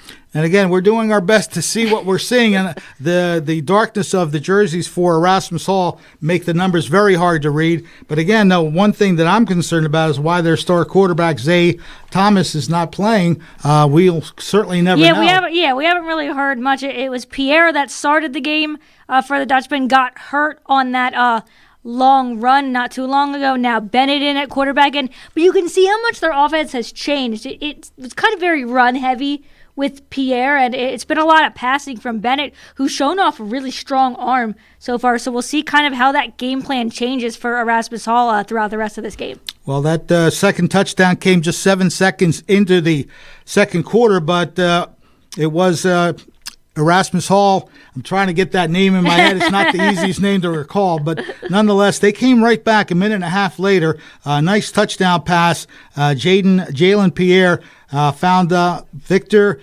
Ebube Anukago for a 49-yard touchdown play that got them on the scoreboard. The kick was good, and that's where we stand at 15-7. And then again, the big series, really, the fumble by Holly that was deep in territory for Erasmus Hall as Millville was going to try to go in for a third touchdown. The ball popped out of his hands, and down the field went the Erasmus Dutchmen, and they got close. But again, a fourth down play where Jaden Days was Johnny on the spot and made a big-time hit on fourth down to prevent anything from happening. Yeah, it was kind of that bend but don't break from Millville, because they had allowed the Dutchmen to get kind of some momentum going down the field. They even had that pass interference penalty kind of in the end zone that kept that drive going a little bit, but it's that effort right at the end from Days just to make that one last play when it really mattered. And we thought maybe Millville was going to try and go for something, and I think maybe that deep ball was kind of their one opportunity where if they hit on it, they were going to go for that touchdown, but it didn't hit. They go for a couple runs and are pretty content to take that lead into the second half. Absolutely, and as you mentioned, Millville will get the first possession of the second half. They will be coming out trying to get that third touchdown and build up some insurance for the rest of the game. Yes, because so far it's been mostly one-sided for Millville. Again, for kind of first game of the season, you're seeing a team that you haven't really had a lot of film on, but Millville doing a really nice job of kind of clogging up the lanes, especially in the running game. They're not really letting Bishop get anywhere. He hasn't really broken off any big runs for this team. Onukagu's obviously gotten his plays, and he's one of their top wide receivers, probably, I think mainly the only one that they've used so far in this game. So maybe want to do a better job in the second half to kind of cover him a little bit, force Bennett to kind of use some of his other wide receivers. He's caught three passes, has Onukago, one of them with a 49-yard touchdown. So he's got 3 catches, 59 yards, and a touchdown for the I keep wanting to say something else, but it's the Dutchmen. I keep on thinking leather for some reason, but the Dutchmen is what their nickname is. Want to make mention of those who are watching on Facebook and YouTube. A lot of great people. I know John Spahn very well for a long time, so glad to have him watching. Todd Zanone saying the boys look good, and especially on defense, and for the most part on offense as well, as they've gotten some good things done offensively. The one drawback was the fumble as they were trying to march in for their 3rd touchdown. Wendy Goldberg Melendez is watching us. Nice to know Mom's watching, right? Keith Anderson is watching. Alma Soto saying, go Millville. And it's Keith Anderson, of course, saying, let's go Coach Arnell Cozart. And let's see, Ziri Guwap. That's the name I see here. Next one, a touchdown. Not sure what that is because he's got a lot of emojis there. I'm not sure what the emojis are for. But those are some of the comments. And again, we very much encourage you to comment during our broadcast. You can do that on Facebook Live and also YouTube Live. We'll try to make some shout-outs during the game just to let you know that we know that you're there, and that's the important thing for us. So, again, you can follow us on Facebook. You just look up Quinn Broadcasting. Follow us on Facebook. Also on Instagram, we have an Instagram page for Quinn Broadcasting. You can subscribe to us, Quinn Broadcasting, on YouTube. And those are the areas of social media that you can join us. Yeah, and we definitely have a lot of, while a lot of the people on Facebook may be some of our Millville followers, we have a lot of Erasmus Hall followers checking in on our YouTube. I've seen a couple of hashtag eHalls and Let's Go eHall on YouTube. A couple trying to get some of these names, Jamie Morey, eHall baby, Dre Stay Focused, eHall. So we've got a lot of Erasmus fans checking in. We appreciate that as well, to be able to have kind of the fans of other teams throughout the broadcast. It's what we like to kind of put these broadcasts on, so that way, it's not only just for the Millville fans. We always appreciate when we can have kind of those other fans, with the ability to kind of check in throughout the season. So we appreciate everyone that's checked in throughout the game.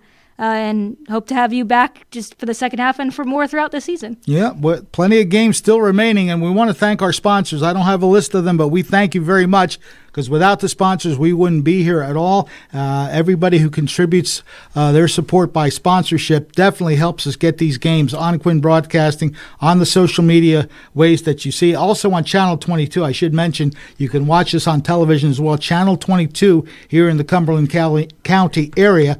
Again, that's if you like watching on TV, you can do that too. We should mention that as well. So again, we are at the halftime break, 15-7. Millville leads Erasmus Hall. We are somewhere about near 2.5 minutes. 2.5 minutes away from the second half. We'll be right back with that second half in just a moment. Many people treat their health like a game. With the Complete Care Health Network, it's easy to start your healthcare journey. Our mental health services focus on the emotions and behaviors that affect your overall well-being and features psychiatric, counseling, and addiction services, including our exclusive Fresh Start program, designed to help combat the opioid epidemic in our communities, plus all the other specialties you expect from Complete Care. Level up your health with us. The Complete Care Health Network. No games, just great healthcare for everyone. More than a century ago, General Tire was born, right here in America. Since then, we've made a name for ourselves by making tires you can depend on. Tires built to handle any road this country can throw at them, and relied on by every kind of driver. So you know that no matter where life takes you, with General Tire, anywhere is possible. It's his word of power on WMCN television. Join our Sunday morning services every Saturday night at 11 p.m. here on WMCN Television. It's a great time of worship, teaching, and the power of the Holy Spirit. You can watch on Comcast, Channel 19, 794, and 1044, and on Verizon, DirecTV, and Dish Network on Channel 44. Join us this Saturday at 11 p.m. on WMCN Television. His word of power. TD Bank sees millions of transactions, but we never forget it's the humans behind them that matter most. So, even though we're leading, changing where and how people bank, and we have the financial strength and industry expertise to support small and global businesses, we'll always believe in putting people first. And believing that is how we're making banking unexpectedly human. It's time for Thunderbolt football.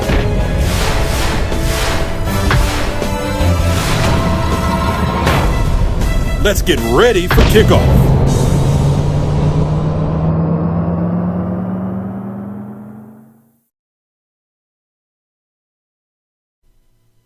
All right, we're back here at the studios of Quinn Broadcasting. Halftime score, Millville 15 and Erasmus Hall 7. And I guess the players are coming back on the field. Or are they just about set for the kickoff? I don't know. No? Okay. Yeah, well, we're getting ready to start the second half. I thought we were live for a second. Okay. Basically, Millville, again, taking advantage of some good field position on some shanked punts by Erasmus Hall. They built up a 15-0 lead. Erasmus Hall taking advantage of their next drive following the second touchdown by Millville. A quick 49-yard touchdown play got them on the scoreboard. The extra point kick was good, and that's where we stand at 15-7. Just want to remind you that we have Coach's Corner coming up on Thursday. Coach Bert Ayala joins me to talk about this game and, of course, the game that's coming up against Washington Township. That's going to be another big challenge. Washington Township is also involved in the battle at the beach. They won a narrow victory in that, but Washington Township always has a great team. In fact, I believe they're defending state champions, so that's going to be another big challenge for the Millville Thunderbolts. But Coach Ayala will be with us on Thursday, as you see right there. 6:15 approximate time for that question and answer period. He'll have a couple players with him, and we'll go over this game as well as try to preview the Washington Township game. So there you see it on the scoreboard. Next Friday night, we'll be at Washington Township's an away game, so we are going to be there for that. And the greatest thing about it is that we are going live there, so we won't have to deal with the stream that we are now just about set to get back to. As Millville and Erasmus Hall wrapping up the 6th annual battle at the beach. 15-7 is the score, and I think we're pretty close to the kickoff. Millville getting the ball first here in the second half, and they would like to capitalize and get some insurance for sure. Yeah, they no doubt probably wanted it at the end of that second quarter, but getting the ball back is probably part of the reason why they weren't quick on doing it, but I do believe we are back and ready for the second half action. Yeah, they did take one deep shot. It just was a little too long, and after that, they pretty much ran the ball and just let the clock run out as well. So Millville getting the second half kickoff as we are now set. The stream from the Prime Events, Tom Williams, we thank you very much, and we're doing our best to get all the names and numbers correct. Ball kicked back to about the 10-yard line, and the return just shy of the 25. Good coverage by Erasmus Hall to not let that play develop into anything. We have a late flag, and I bet you that's unsportsmanlike conduct. I thought I saw a flag fly in there, and the way that the Erasmus player was celebrating, I wouldn't be surprised if that's why the flag was thrown. I may be wrong, but I thought I saw a flag fly. If it's not there, it's not there. I thought I saw one, but nonetheless, Millville has possession. Robbie O'Connor bringing his offense to the line of scrimmage. Ball spotted squarely at the 25-yard line. 1st and 10 Thunderbolts.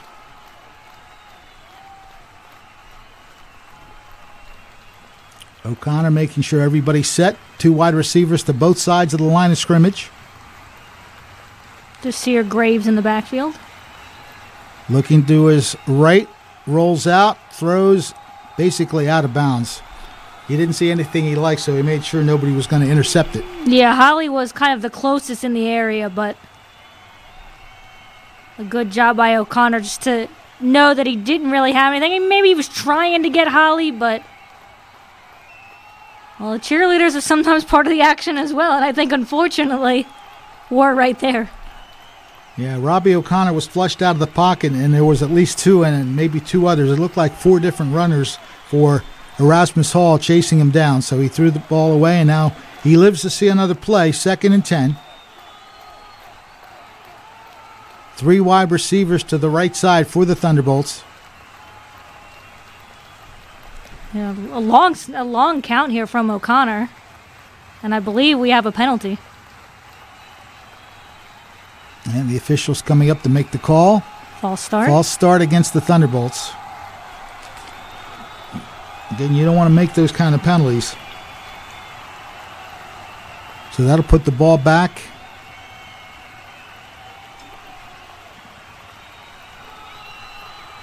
Where's the ball? About the 14-yard line. No, it's at the 20. They were 20, at the 25. Are we close enough? Yeah. Again, we apologize. The stream is what we're relying on to see the action, so we do our best to try to get the calls right. But as of right now, it's 1st and 15 from the Millville 20. O'Connor across the middle. And right there, that is Days who's going to get away for what is a 85-yard touchdown. Just a quick toss, and our director, Ryan Narowski, saw it coming. That's just a great ball by O'Connor, and that's separation from Days. You could see it even before Days caught the ball, how much space he had ahead of him. And that is just pure excitement from Days on the sideline. He's getting a lot of affection from the sideline coaches. 85-yard touchdown play. Robbie O'Connor to Jaden Days.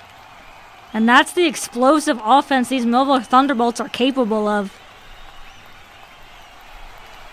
And O'Connor did not miss on that one. The extra point coming up. Powers it through the uprights. So there you have it. As we look at the replay once again, just a good job of O'Connor letting the play develop, and he saw Days running up the middle of the field. Connected with him for 80-yard touchdown. Let's redraw that. From the 20-yard Days line. right there. You can see him fly by the defender. And he put that hand up saying, hey, I'm wide open. And just a nicely dropped ball into the hands. And Days said, I'll see you later. Yeah, the coaching staff, you see there, he just pointing the way. Big time play, 80-yard touchdown. Stand corrected on that, as it was from the 20-yard line. There's Millville Sheelers throwing their pom-poms up into the air. And that insurance now is 22-7, so Millville comes right out and gets an early touchdown. Let's see if the defense can continue to put good pressure on the Erasmus Hall offense. Powers getting ready to tee it up and kick it off.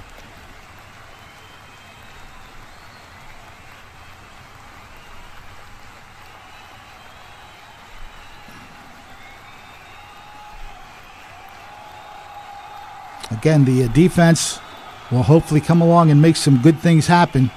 They've done a pretty good job throughout the game. The one that misplay for the touchdown is all that Erasmus Hall has mustered. Kick is away, and it's going to be allowed to bounce into the end zone. I'll tell you what, Erasmus Hall, I don't know if they should have let it roll like that. Let's say it dies at the 1 yard line. Well, that's the risk you kind of take when it's over your head. So it ends up working out for Erasmus. So this one will come out. You better be pretty sure it goes into the end zone. That's all I can say. But it did, and it'll be 1st and 10 at the 20-yard line. So Erasmus Hall now has some catching up to do. The Dutchmen with just the one touchdown so far. Yeah, and we'll see who comes out at quarterback. Let's see if we can see a number. It was Pierre. And then Bennett came in for the injured quarterback. So it's 1st and 10 The Dutchmen at their own 20-yard line. Hand off and whistle before the play really gets going. And as Ariel always tells us, that usually means a false start. That's what it is. By my count, that is the 6th penalty against Erasmus Hall. I do believe Bennett is still the quarterback. So that would tell me that, unfortunately, barring anything, Pierre is not going to return to this game. Hand off, and he got away momentarily. Now he drives forward near the 25-yard line. And, again, trying to get the number, but everybody's in the way. So I'm not going to guess as to who that running back was, but he gets the ball to the 25-yard line.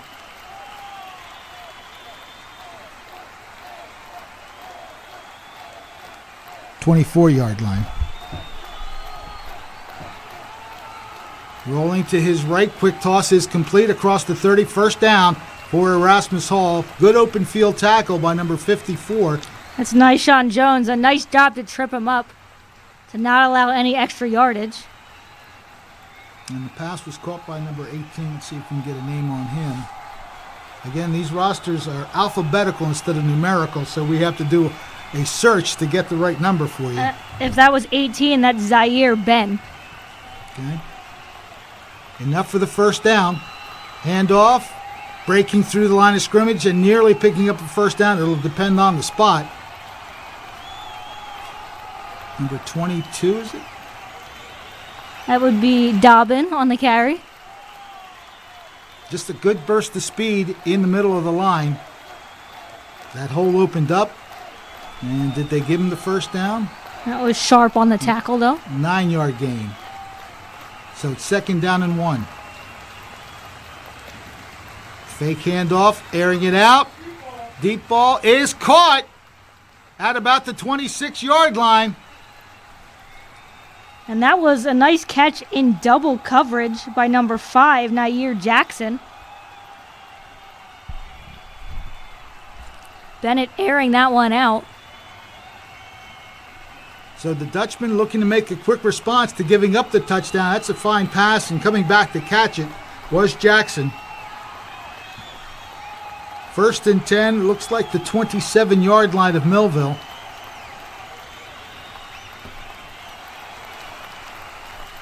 On the first down play.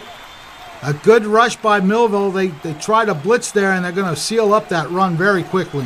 Yeah, there was at least 4 players in the area. Darnell Williams Jr. looked to be the main one in. I saw number 1 in there. That's Reggie Holly as well. Yeah.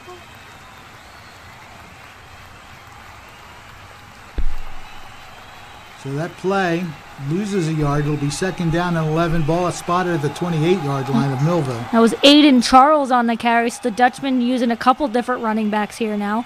Bishop did have the bulk of the carries in the first, but Dutchman trying a different look. And again, a great read and a loss of yardage. Reggie Holly with the play, big-time play. Number 7 on the carry. That's Malachi Ellis. Couldn't get anywhere. Let's see how Holly got so free. He just busted in. There again, nobody on him. Totally unblocked. And he makes the great open field tackle. These Thunderbolts have athletes on both sides of the ball, literally. Players that play both offense and defense making their marks. Days and Holly have both have touchdowns, both have rather big tackles as well. 3rd and 15, they try a short pass to the outside, but Millville will have nothing to do with that as they make the tackle, maybe a 2-yard gain or so. That hesitation didn't help either. Kind of took steps back and forth, just trying to find a way to get anywhere. But when you hesitate, was it he who hesitates? Is lost, yes. So good job by Millville to not allow the receiver to get anywhere. So no gain on the play. Ball still at the 32-yard line, and it is 4th down. And Erasmus has to go for it at this point. Back to throw, has time to throw, airing it out, and... going down early, yeah. But I don't see a... I think he just got injured. Yeah, I don't see a flag anywhere. He fell down. Let's take a look. I don't think there was any contact there, but we'll make sure. No, he does just slip, unfortunately. And that's unfortunate because that was non-contact. And that's the shame. You don't want to see that. We're going to take a break. Our score, 22-7 Millville, 7:50 to go here in the third quarter. We'll be right back. TD Bank sees millions of transactions, but we never forget it's the humans behind them that matter most. So, even though we're leading, changing where and how people bank, and we have the financial strength and industry expertise to support small and global businesses, we'll always believe in putting people first. And believing that is how we're making banking unexpectedly human. At Mintz Insurance, we're proud to have been serving our customers for nearly 80 years, offering 30 different insurance products for your auto, home, and business. And to help ensure that you're getting the best rates possible, we give you up to 3 quotes for every policy, so you can choose what's right for you. At Mintz, we're part of the community, local representatives, supporting events, and proud of it. It's part of who we are. Mintz Insurance. Call today and find out how we can help you save on insurance, or visit us at mintzinsurance.com. And now, back to the game. As we return to live action. It's Millville taking over on downs there. The Dutchmen had to go for it at that point. You're down 22-7. You have to make something happen. Handoff. Graves breaks the tackle up the middle of the field. 40, 45, and down at midfield. He's excited. Hey, that's a big run from Graves. He's able to bust through the defensive line here. Little misdirection there, and Graves found that open space, a couple moves. A nice tackle there to stop him from going anywhere, as we seem to have another injured Dutchman on the field. Again, a lot of cramps happened during the games that I was down there at the Battle at the Beach. A lot of cramping. They're not really working on his legs, though, so we'll see. No, it could also just be need a little bit of water as well. He looks wobbly. He's going to get some help to the sideline. He's hobbling. So that may be a cramp. You never know. But that has been the most common thing that I was witnessing in the games that I was down there. But a big run by Graves sets up Millville very nicely, right at midfield. 1st and 10 for the Thunderbolts, leading 22-7. Again, judging by the clock that we have to go by, 7.5 minutes to go in this third quarter. O'Connor in shotgun. He has double wide receiver set. Man comes in motion to the near side, and they're going to hand off. That's Graves again. Graves. Couldn't, he did good just to get to the line of scrimmage because the Dutchman really had that one covered well. Yeah, he couldn't quite find the edge. As coming up with a nice tackle. I saw at least number 8 in the area, and that's Chase Sinclair. Yeah, they come up with no gain. So yeah, good enough just to at least get it back to the line. Well, on second down here, you know you have a quarterback that can throw the football. Let's see if they go with a pass play. We've got 3 receivers to the left, 1 to the right. Graves in the backfield. O'Connor going over the reads as he gets ready to handle the snap. Almost got them to jump. Well, somebody did though, but was it forced from Millville? Well, we get the call here. Nope. Delayed game. So that'll cost Millville 5 yards. They'll place the ball back at the 45-yard line. So instead of 2nd and 10, it's now 2nd and 15 for Millville. See if maybe Millville goes to Graves again just to try and pick up some of this yardage. Quickly up to the line of scrimmage. 2nd and 15. Similar set, 3 wide receivers to the right. Fake handoff. Man that is Days at the 50. Breaks the tackle and gets across the 45. Boy, these elusive receivers are something else to watch. That's Days making it happen. Yeah, nice job to get a huge chunk of that yardage back. as Day's able to get around one guy, make him miss, and get a couple extra yards out of that one. Make this a much more manageable third down. Well, they spot him at the 46-yard line, so that will leave Millville 6 yards shy of the first down. 3rd and 6 from the 46. Same setup, 3 wide receivers to the left, 1 to the right. Erasmus Hall really crowding the line of scrimmage. Quick toss is he's dropped it. He dropped it. Now, I'm not sure he really had anywhere to go after that. That was Dante Bennett. And I think even if he catches that, I don't think he's getting anywhere. He was surrounded by black and red. So 4th and 6 here. And, well, the offense is coming back to the line of scrimmage. I thought they were walking off, but we'll see if they do end up going for it here. An empty backfield. Yeah, they've got 5 receivers potential. Let's see which one O'Connor picks. Again, they need to get to the 40-yard line to move the chains. Nope, again. One of those short punts again. We saw that earlier. I guess we shouldn't have been surprised by that one. But I don't think that ball went very far. And Millville trying to use that trickery where they make it look like they're going to go for the pass, but O'Connor kicks it instead. Yeah, that one not quite as good as the first one, but still at least puts Erasmus on their own side of the field. So the Dutchmen have the possession. I didn't see where they put the football down, so we'll get that as soon as the offense moves back onto the field.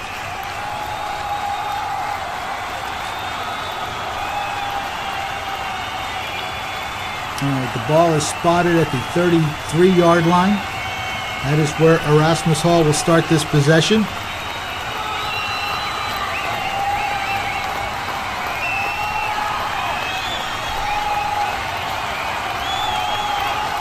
Single setback for the Dutchmen and a good handoff up the middle. It looked like that was Bishop on the carry. He's tangled up by a whole host of Thunderbolts. Not a bad carry, though. Looks like at least 4 yards if they spotted it at 37. Let's see where they do put the football down. Hurry-up offense looks like going to be employed now by the Dutchmen. Just beyond the 37, so it's 2nd down and a long 5. Tight formation. Quick toss. Man is open at the 45, and he's breaking free. That's Anukagu. Anukagu is finally wrapped up at about the 38-yard line. Takes about 3 or 4 Thunderbolts just to get him down. Good conceived play. That was a nice quick toss, and he had the man wide open. And I think Anukagu honestly kind of gets turned around a little bit here. Yeah, he kind of tries to spin around the tackle, which allows Millville to kind of catch up. And I like Antoine Barber, who just said, "I'm just going to grab his legs, and he can't go anywhere." We have an injured Thunderbolt, number 54. That's Nyshawn Jones. So we'll go ahead and take a quick break here. Millville up 22-7 here in the 3rd quarter. Hello, my name is Craig Atkinson, and I am president of the Millville Thunderbolt Club. The mission of the Thunderbolt Club is to enhance the athletic experience of Millville High School student athletes.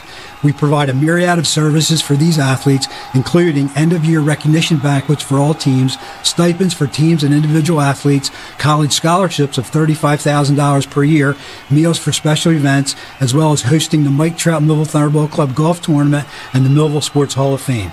Please visit our website at millvillethunderboltclub.com for additional information. And now, back to the game. Back live. Handoff, trying to bust it outside to the right. But again, some good pursuit by Millville, stopping the play. Then Bishop on the carry.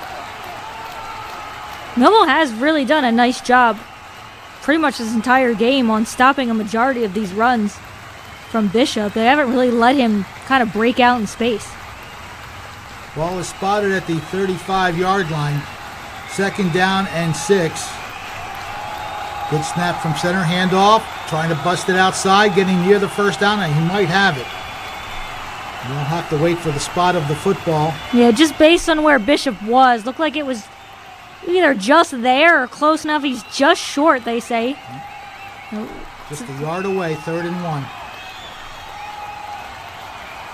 Ball at the 29-yard line. Quick toss. Ball is knocked down. He tried to make a quick toss to the left side. He was looking he didn't loft the ball enough, and it was knocked down. Yeah, he was looking for Anukagu. We'll see maybe who gets a hand on it. Yeah, it happened. He just got off camera as we were watching. Oh, yeah, right at the line of scrimmage. So it's 4th and 1. They took the shot in the pass. I would think they go with the run. The Dutchmen need this first down. 4th and 1. Here's Bishop in the backfield. Under center. Gets the first down across the 25 and plenty more. He's going to wind up in the end zone. So Bishop gets the touchdown that was so necessary for the Dutchmen to get on the board. Able to break one loose. The Thunderbolts had kept him rather contained for the majority of this game, but once he finds that hole there on the left-hand side, gets a nice block there and has the open space, and that's a much-needed touchdown for the Dutchmen to get this within a one-score game. They need the extra point to be good to get within that one possession. It's taking a lot of time to set up the kick. I think they were just waiting for their kicker to get on the field. The holder. Well, both of them weren't on the field yet. Okay, here we go. The extra point attempt is up. And it's a line drive, but he got it through. So Erasmus Hall does create a one-possession score.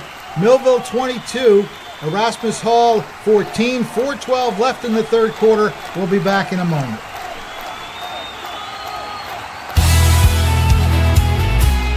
Family owned, service oriented. Since 1960, Allen Associates has been a leader in insurance and financial services.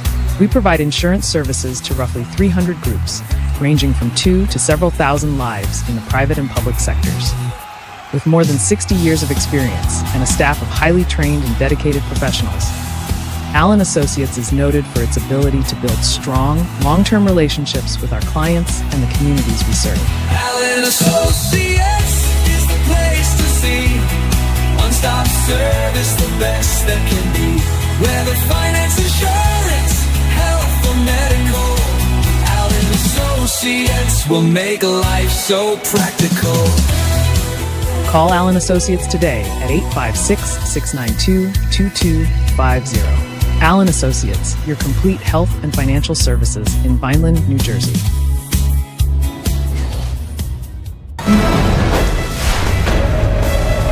And now, back to the game. Well, Erasmus Hall did what it needed to do, is respond to that Millville touchdown with one of their own.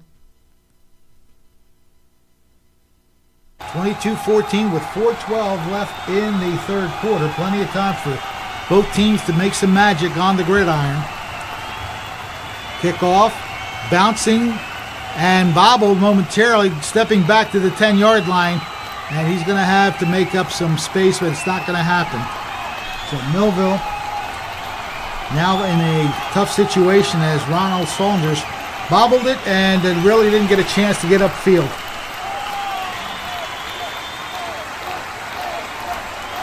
The Millville sideline coming onto the field now as O'Connor leads the troops.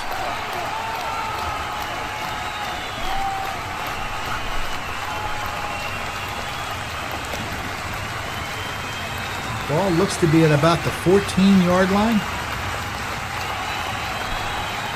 1st and 10. New set of downs, a new possession for Millville.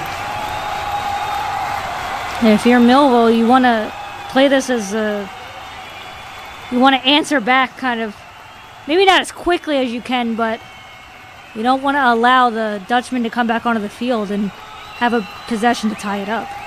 Handoff up the middle, and the ball goes across the 15-yard line. Not much gain there, and now maybe another cramp. Oh, he got up. That's Holly. That's the one person you don't want to see down.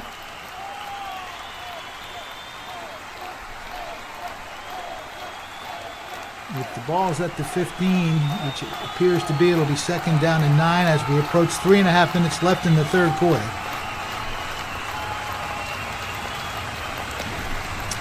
Final game of this year's Battle at the Beach, featuring Erasmus Hall and Millville. O'Connor gets the snap from center, looks to throw, again throws the ball deep, looking for Holly. It's knocked loose and out, incomplete.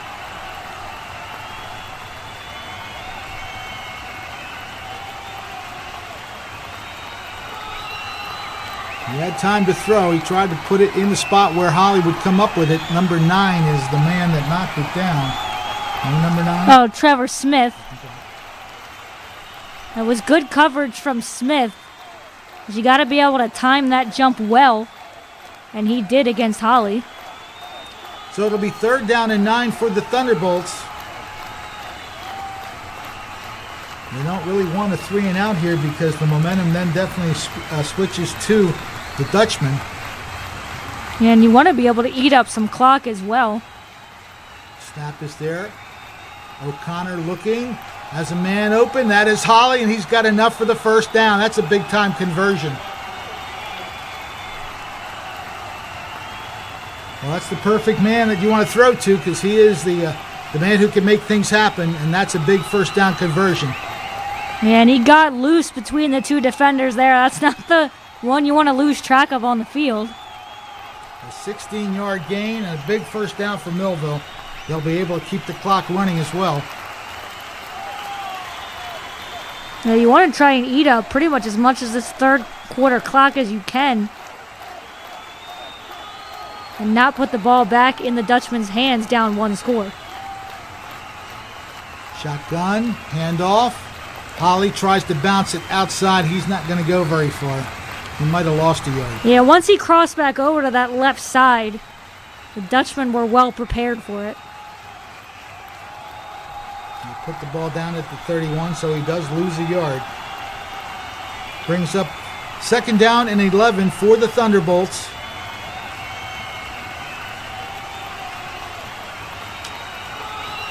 They'll be striving to get a few more first downs in this series. And of course, the ultimate goal to get into the end zone. See if they can do it here. They have an empty backfield as 5 receivers potential. 3 on the left side, 2 on the right, and do we have saw a a whistle? jump, yeah. We've seen a lot of that. Was it a false start is my question.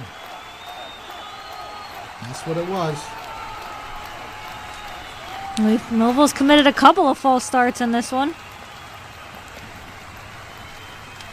So that'll move the ball back 5 yards and make it a difficult second down.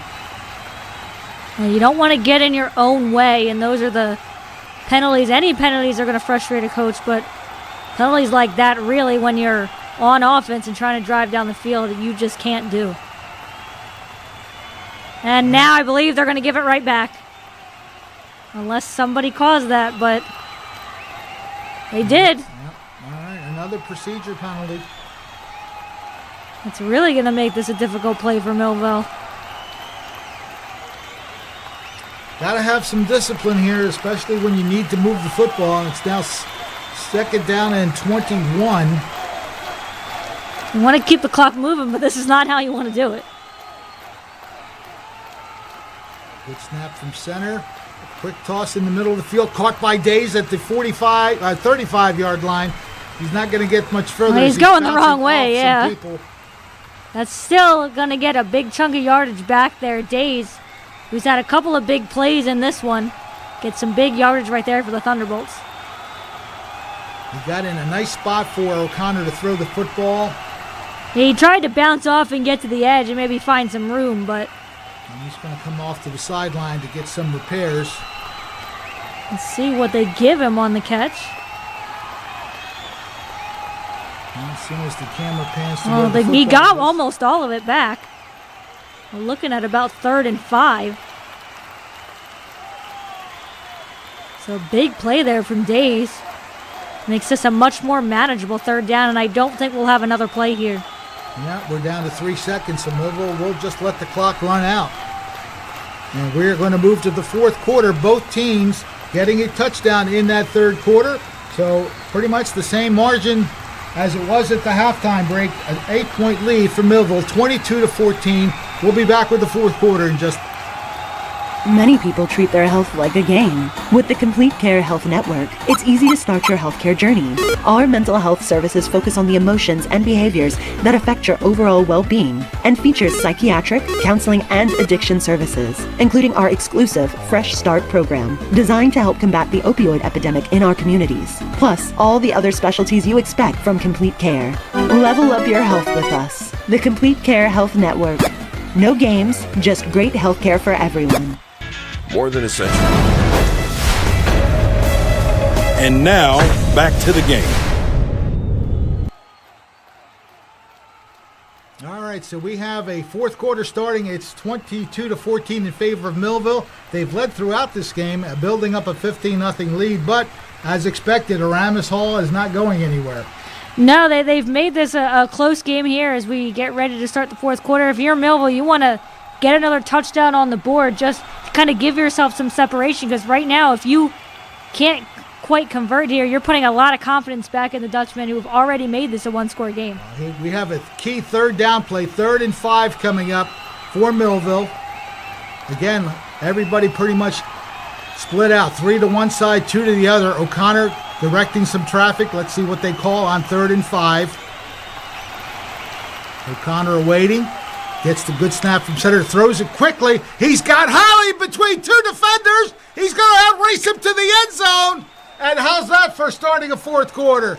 Big time play by the Millville Thunderbolts, and they get that 2-score lead back. And that's the second time Millville has come back early in a quarter with a big play, and especially after a couple of false starts. Days gets the big yardage back. Just electricity there from Holly to outrun the coverage. The last thing you want to do is allow Holly to get behind your defense, because he is going to speed his way into the end zone. And if my math is correct, that is a 63-yard touchdown play. And that's all set up by that huge catch and run from Days, as Millville was looking pretty deep back after 2 false start penalties, pinned them into a 2nd and 21 situation. Days' run turned into 3rd and 5, and just a big reception there from Holly and a good kick there from Powers, and Millville back up by a 2-possession score. So that first play of the fourth quarter winds up being a big one. Millville getting that 2-touchdown lead now, 29-14. And they overcame some adversity. As you said, those penalties could have been deadly, but Millville resilient and responding. We'll take a timeout here, 29-14 our score. Stay with us. More than a century ago, General Tire was born, right here in America. Since then, we've made a name for ourselves by making tires you can depend on. Tires built to handle any road this country can throw at them, and relied on by every kind of driver. So you know that no matter where life takes you, with General Tire, anywhere is possible.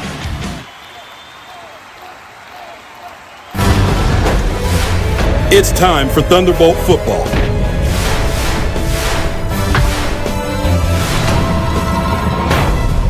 Let's get ready for kickoff.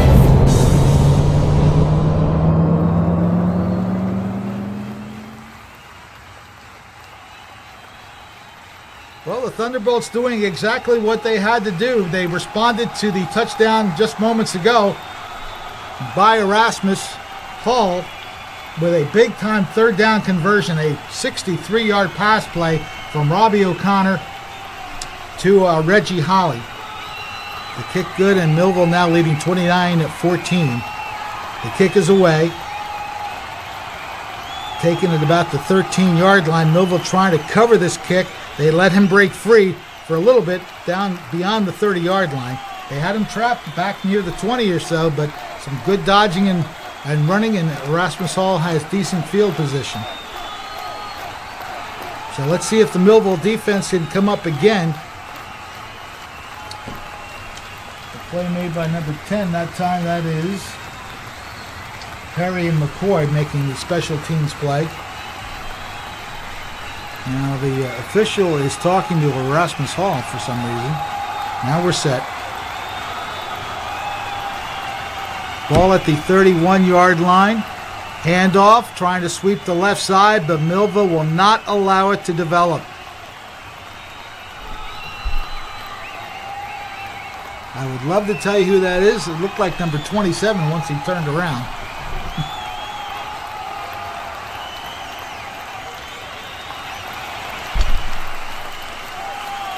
That would be Aiden Charles on the carry. Again, Dutchmen using a different host of running backs. Bishop, the primary running back, but we've thrown a couple other names in there. Oh, good step up. The pass is complete, but that's just a good read of the play. That's Savion Jones. And I think the Thunderbolts have kind of figured out that Anukagu is pretty much the receiver who's getting the ball every time, and Jones meets him almost right as he makes the catch. Great tackle. Great tackle. Ball is spotted at the 36-yard line. Third down and 6. And now yep. They give away 5 yards, so that'll make the third down a bit more manageable for. I saw Antoine Wise jump. I don't know if he was the only one, but he looked to be the guilty party. Encroachment penalty will set it up as a 3rd and 1 now. And it's an interesting formation, as Anukagu is the only wide receiver lined up with a running back. And it looks like they have the first down. They only needed a yard, and some good forward progress there for the Dutchmen. Again, that's Charles on the carry. But it is a really interesting formation here from the Dutchmen, where they're only having that one wide receiver out, which is Anukagu. Well, they do have a lot of good receivers. We mentioned Nair Jackson, Malachi Ellis, and Silas Seeley listed as good wide receivers. Whether or not they're just lined up really close to the line, they do have the 3 towards the right. Pierre now goes over center. Bennett. Okay. Handoff, a sweep to the left side. Some running room there, and near the first down. He's got the first down. Driven out of bounds. Got to be careful there. Pushing and shoving a little bit extremely.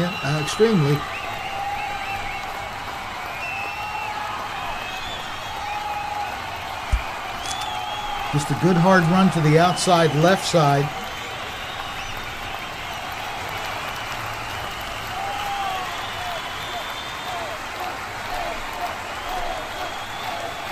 Ball is placed down at the 42-yard line. 1st and 10 for the Dutchmen. Clock is running with 9:40. Erasmus Hall not really getting quick to the line of scrimmage to run the play. Shotgun formation, double wide receiver set to the right. Looking to throw, has time to throw. And it is caught in the middle of the field. He was wide open and taken down immediately, but the fact that he had plenty of time to catch the ball was the important part. 2 Millville players there to make the tackle, number 3 and number 0. Look at all the time. Savion Jones and Saunders, sorry. Yep. That's all right. He had plenty of time to throw it, and he found an open receiver. 26-yard line for Erasmus Hall, 1st and 10. Clock now at 9 minutes and counting.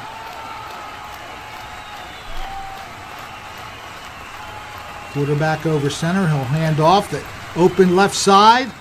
Bounces off one tackle.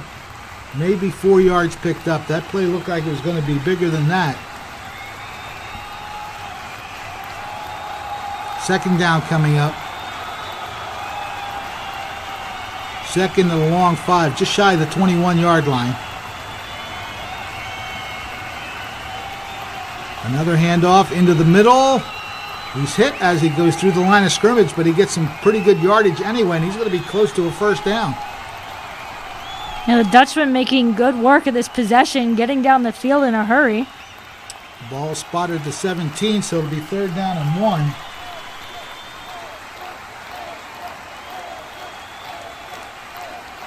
They are running down the field nicely, but at the same time, the clock keeps running on these plays. Now a timeout being taken by Millville. So they're looking to make a defensive stop here and trying to figure out how to stop this drive from developing into a touchdown. Yeah, and while Erasmus has been able to kind of get down the field, they haven't really been effective once they get into the red zone. We saw that last drive where Jaden Days was able to make that big tackle that stopped them from doing anything. So we'll see if Millville's defense can come up with a similar play. I'm sure that's what they're discussing via that timeout. So Millville, of course, with the lead the whole game. They started out this game with a 15-0 lead. As we would expect, Erasmus Hall has responded a couple times, but then Millville responded with touchdowns of their own, and that's why we stand now at a 29-14 score as we wind down the fourth quarter. Millville trying to start the season 1-0 and make a successful ending to this year's Battle at the Beach. A lot of great games being played there, and it really is a great tournament. Many different teams, a couple from New York, there was one from Pennsylvania. So as you said earlier in the broadcast, Ariel, they try to pick the best competition to engage in a season-starting tournament. Yeah, and we've definitely seen a good game here so far between Erasmus and Millville.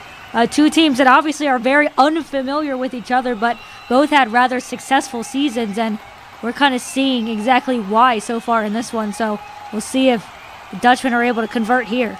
3rd and 1. Oh, met at the line of scrimmage, still fighting for that yard, but he's not going to get it as the rest of the Thunderbolts come in and seal the deal. And that was Bishop who tried to force his way through, tried to bounce off that first tackle, but just never could get away and get that first down. That's a huge stop right there. That's Darnell Williams Jr. We've said his name a couple of times today. So this is a key 4th down here for the Dutchmen. That was just the big-time filling of the hole by Williams. And he actually lost a yard, so it's going to be 4th and 2.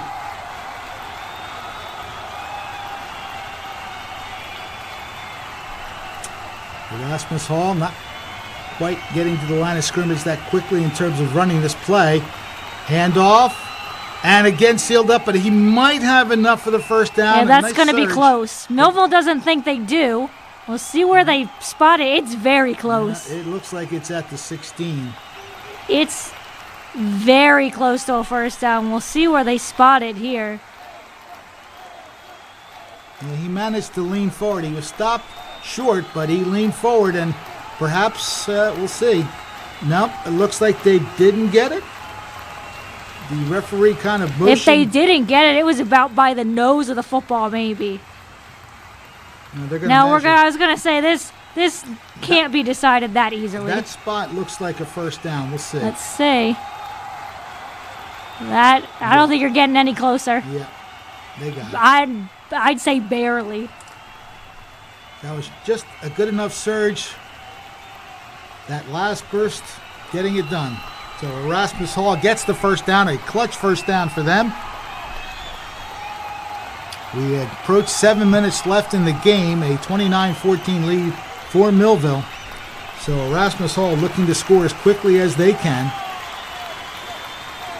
Yeah, you don't want to take too much more time off the clock. You still have all 3 timeouts to work with, but you want to get in the end zone sooner rather than later. And that play gains maybe 2 yards, a little slant off the right side of the line of scrimmage. That is Jordan Bishop on the carry. He got 2, so it's 2nd down and 8. Now in hurry-up mode, and understandably so. Erasmus Hall right to the line of scrimmage once again for 2nd and 8. Again, they fake the handoff. Quarterback keeps it, so it was nice deception.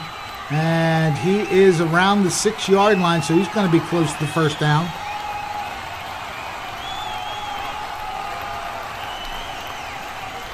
That was just a good fake. It drew the defense in a little bit and gave him just enough room to perhaps pick up a first down. They do, and it is 1st and goal. Another situation for the Dutchmen. They've already been in the red zone once before. Couldn't convert. 1st and goal from the 6-yard line. Handoff off the right side. And again, a good, strong defensive play by Millville. Limited that play to about a yard. Number 0 in on the tackle. I'm not sure if number 10, 16 was the one. So we'll give That's Jameel Jones Jr. Yep, number 16 got in there and made a good stop. And we have an injured Thunderbolt. Number 51 is not getting up quickly. That's Isaiah Thomas III.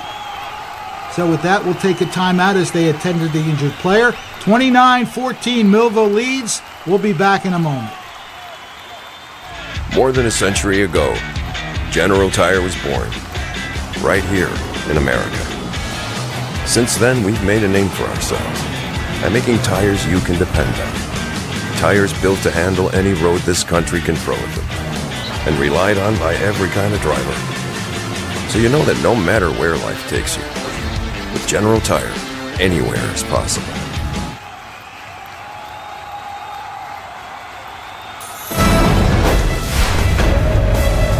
And now, back to the game.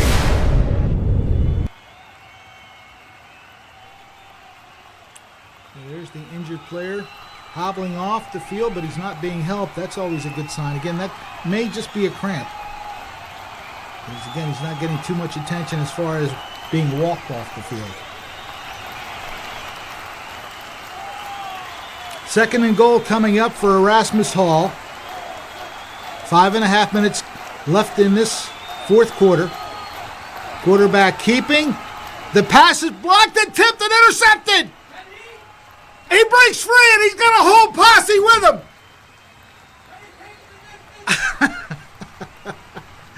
I'm trying not to use that. I really am. But what a defensive play. The ball was tipped up into the air and then it was intercepted. It was Reggie Holly on the tip, and it looked like Andrew Pinnock on the recover. What are they discussing here? We'll take a look at the replay. So tipped there by Holly. And there's the interception. That's a nice job by Pinnock to get away from that. And you know he wanted to take this all the way. Did. That's the lineman's dream to get into the end zone now. Yeah, we'll I'm not see sure what if there wasn't a call against Millville here somewhere. Because the officials did get together. I'm not sure what the call would have been. The play was down the field. Again, I didn't see anything that would have necessarily led to a flag. Who did we have that picked off? So that was Pinnock, okay, who had the catch off the tip from Reggie Holly, and I don't think anything's coming of this.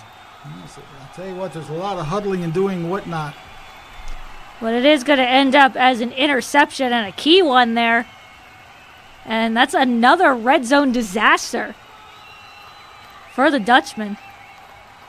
So that return goes to the 40-yard line. What can't Reggie Holly do? That's all I want to know. I'll tell you what. What can't he do? He's made an impact on both sides, and I think we're going to have a timeout here from Millville. Just don't think they could get the play together there. No, if you're not sure, it's always, you have 2 timeouts. That's the second one, so they have 1 left. But, of course, with a 15-point lead, I don't know that they're going to use too many timeouts. They only have 1 left, obviously, but I don't think they'll be wanting to stop the clock. Yeah, I think we're probably going to see a lot of run here from Millville. They're going to want to obviously put another touchdown on the board, of course. Well, they want to convert that turnover into some points at least, if not a field goal, not a touchdown, definitely a field goal. So, we'll see. You want to put this one out of reach. Well, even if you give the ball back, you want to do it at a 3-score possession. You don't want to give them any hope. Millville calling a timeout to discuss things, and again, they want to get everything just right because they have the lead, that 15-point lead right now, and the clock is down to 5:12 as you see there. So we'll see what they do on first down. O'Connor hands it off, and a good tackle. Great play. Holly had nowhere to go. His counterpart, number 1, makes the tackle.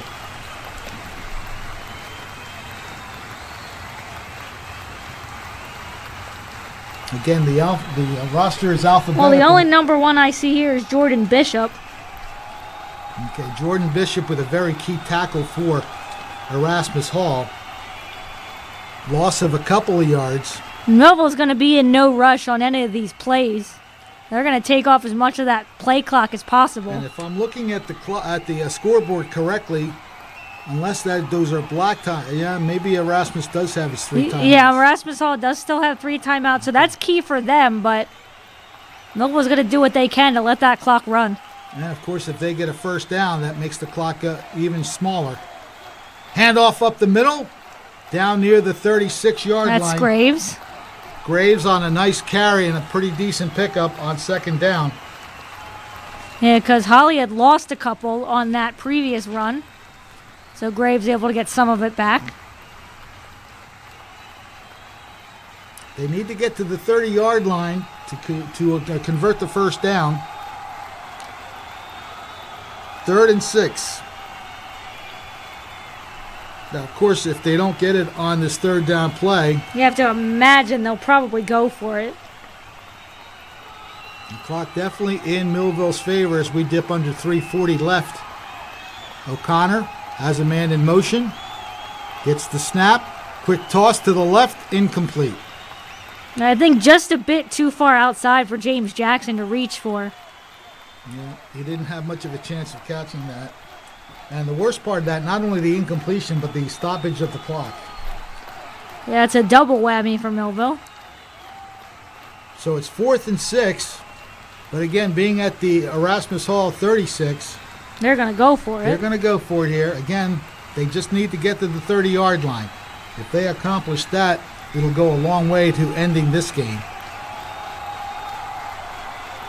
Empty backfield, 5 receivers in this alignment for Millville. Again, it's a little quick, short kick. Ball is bouncing, rolling. And that's a good bounce for Millville. Yeah, very strategic. They're gonna, Well, you don't want to wave it too far, Yeah. but they pin them deep in their own backfield. good That's strategy if you think at the about it. 'Cause 5? now it's a short kick, and they got it to the 5-yard line. So they're basically forcing Erasmus Hall to go the length of the field to get 1 touchdown, and they need 2. I like these calls from Ayala where it looks like they're going to go for it, using O'Connor as that trickery. Surprised Erasmus Hall hasn't picked up on that by now. That's the 3rd. That's punt. the 3rd punt from O'Connor. And this one a beauty to pin him deep. Now it shows Erasmus with 2 timeouts. I don't know where that first one came off. So from the 5-yard line, that is where the Dutchmen are operating. First down play, quarterback in shotgun back near the goal line. He hands off, looking to cut up the middle. Pretty decent gain of about 7 yards. Is that Bishop? Yep, number 1. Jordan Bishop on the carry. You would have to think if you're Erasmus, you'd be doing more throwing right now. You got a lot of work to make up here. And of course, the sideline is your friend if you can complete passes. Well, they're going to keep running. Well, he's running to the outside, and I believe he's got a first down and more. There he is to the 25-yard line. So they'll move the chains, but again, the clock continues. Well, the clock stops while they move the chains.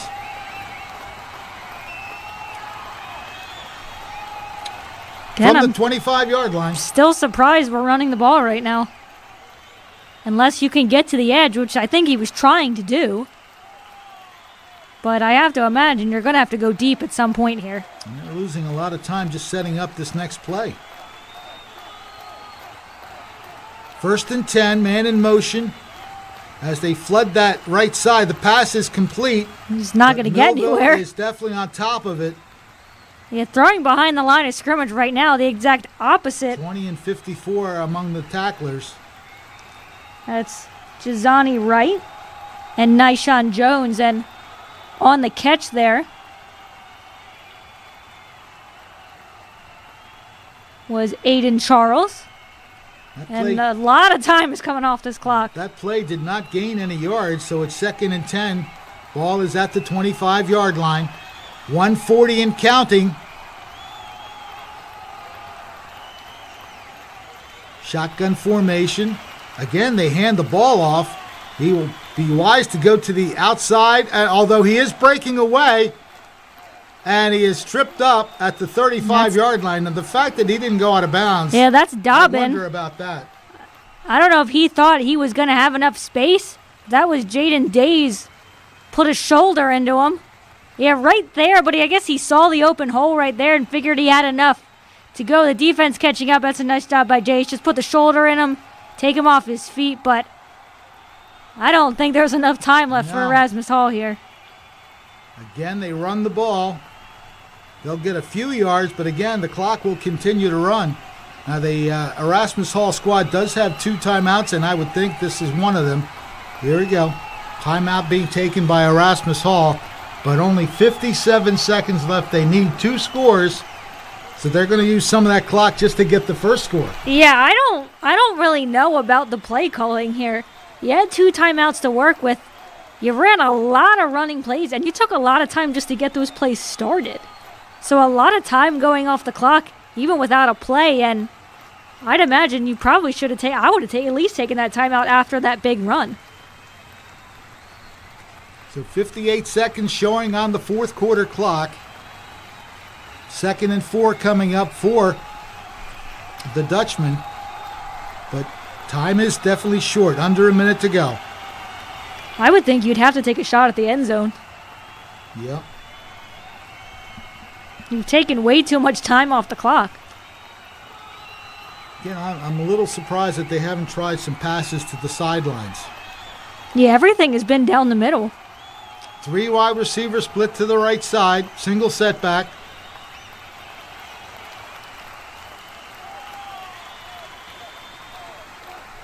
Going over the play, and now we're set for the snap. And I think somebody just jumped. Okay. Yep. So that should be a false start.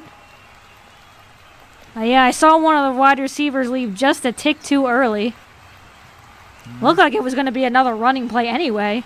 So that'll cost 5 yards. Move the ball back to the 33-yard line.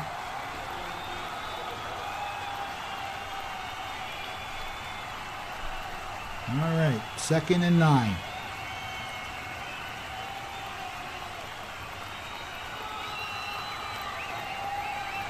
Man in motion to the far side. Looking to throw it that way. Try bubble screen, and it was deflected. Good defensive play. That was Williams again. Again, he saw that, stayed his ground, and made the hit just at the right moment to make sure it was not a completed pass. And some good pressure here from the defense as well. That maybe forced the ball out of the hands of Bennett's. Forced the ball out of Bennett's hands maybe a little quicker than he wanted to. Darnell Williams. It looked like he was upset that he didn't pick the Yeah, pass well, of course. He talked about this with you on Coach's Corner. They want those tackles. They want those interceptions. That pass is complete. Breaks the tackle down the left sideline. And he might have gotten out of bounds. I believe he's got a first down. And yes, they are going to stop the clock. That's Onukago. Victor Ebube Onukago on the reception. He's been their big wide receiver. And I'm not sure. Well, I guess he didn't go out of bounds because Erasmus Hall's taking their final timeout. Well, they haven't shown the replay, did they? Because I thought he was out of bounds. Well, they do put a couple seconds back on the clock, but I'm guessing they said he was down in the field of play. And from a time management standpoint, this has not been a good drive when you're down by 2 scores. Well, he got the first down. That was the important part of the play, but he didn't get out of bounds, forcing his team to take its final timeout. At this point, you have to go for the end zone. I don't think there's any question.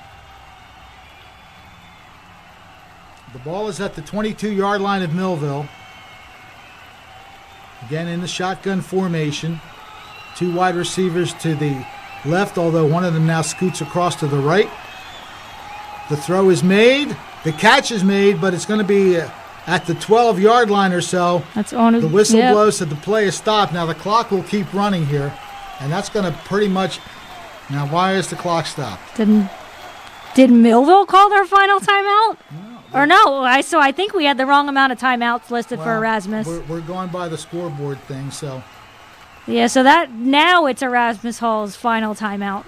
All right, well, they have 29 seconds left to work with. They need 2 scores.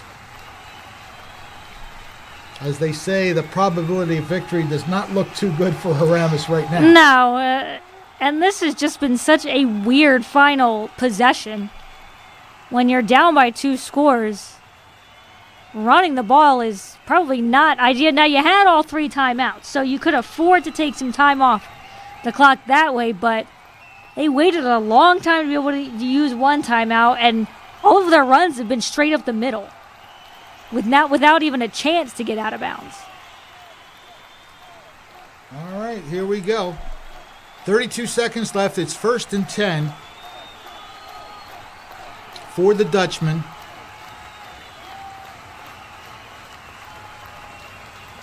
Snap from center is good. Throw across the middle is knocked That down. was almost basically to Jaden Days, who isn't able to come down with it. Darnell Williams in the area as well, but that seemed like a dangerous throw from Bennett. He put it right in the middle of the field there.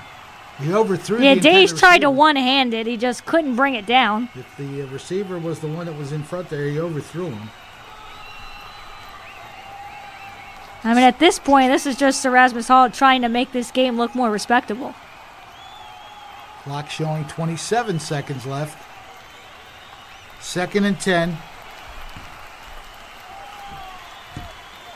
Looking to his left, a little. Oh, he's going to be sacked. I thought he was about to get the ball thrown, but not to be denied. That's Number Andrew 34. Rivera, and that's pretty much going to be it. Let's see if Erasmus tries to get one more play off. Well, the clock is under 10 seconds, and Erasmus Hall not exactly hurrying to the line of scrimmage. They're going to get the play off, but that's going to be it. And we'll see now, are they going to get it in? I think yes, Millville they just did. kind of let that one happen, honestly. Yep. Well, no, there's no indication. Okay, now they say touchdown. And that's, if it stands. Let's see who caught the. Can we see who caught the ball here? Because you're right, they just let him go in. Now the clock has already expired right there. That's Malachi Ellis. I think, Millville stopped because I think they thought time was done.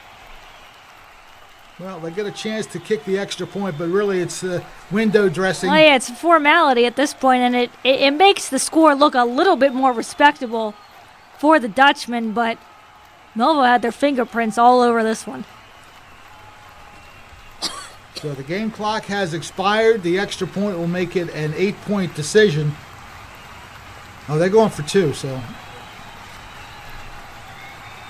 let's see if they can get the 2-point conversion. And we're going to get a sack to end the game. There you go. That's Darnell Williams. Darnell Williams with the sack. That'll certainly end the ball game, and Millville comes away with a very impressive victory.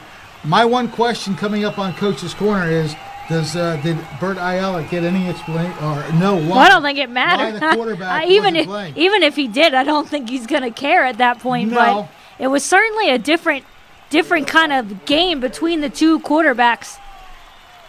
There was a lot more throwing from Bennett, and there was a point in this game where it looked like that spark was kind of going to create a difference for the Dutchmen, but the Millville defense stood tall, got 2 red zone stops, including that interception from Pinnock off the tip from Holly, or this could have been a much different game. All right, so Millville plays a very fantastic game. They built up a 15-0 lead and just kept scoring whenever Erasmus Hall put a touchdown on the board. So the Millville Thunderbolts start their 2026 season with a victory in the final game of the 6th annual Battle at the Beach tournament.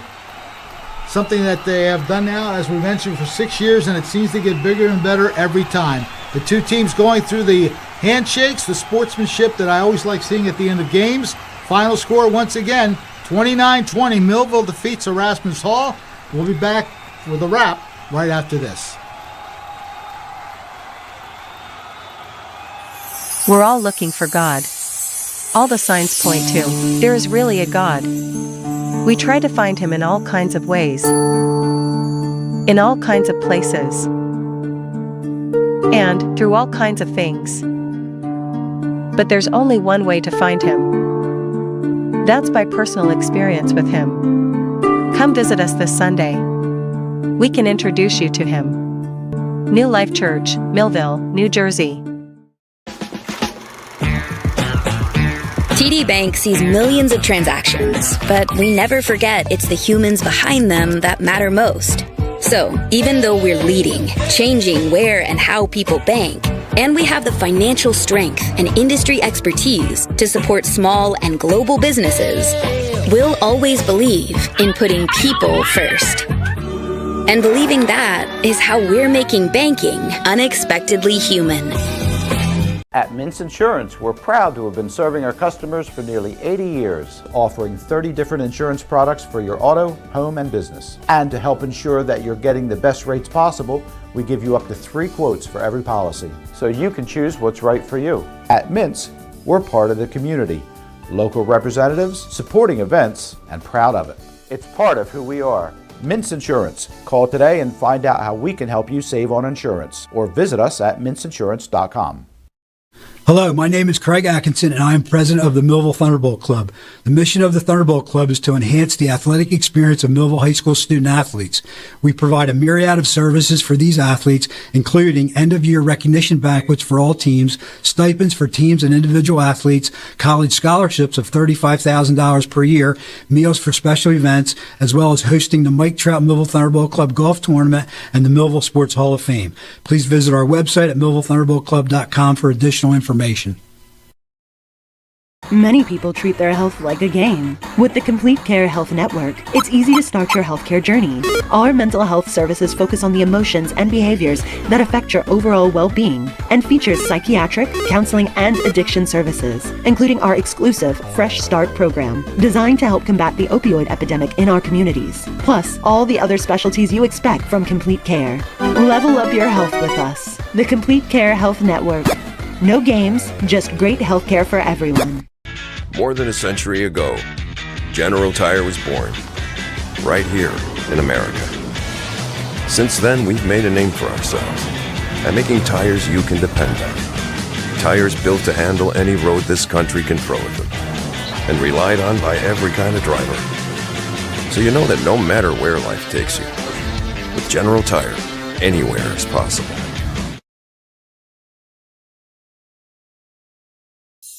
We're all looking for God. All the signs point to, there is really a God. We try to find him in all kinds of ways, in all kinds of places, and through all kinds of things. But there's only one way to find him. That's by personal experience with him. Come visit us this Sunday. We can introduce you to him. New Life Church, Millville, New Jersey. It's time for sports on the Quinn Broadcasting Network. QBC brings you local sporting events, action-packed specials, and play-by-play coverage of the area sporting activities. From Pop Warner to college sports, Quinn Broadcasting covers it all. Join us now here on QBC for today's exciting event.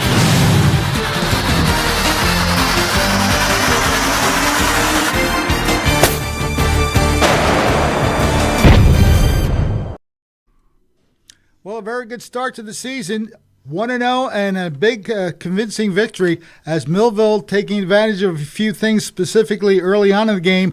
Some bad punts by the Erasmus Hall team, and they built up a 15-0 lead. Fred Melendez along with Ariel Melendez, and I got to say that the fact that they built up an early lead was probably a big part of the victory because that way they forced Erasmus Hall to play from behind. Yeah, you want to be in control as much as possible, and being able to take advantage of those situations is especially important because you never want to have to play from behind.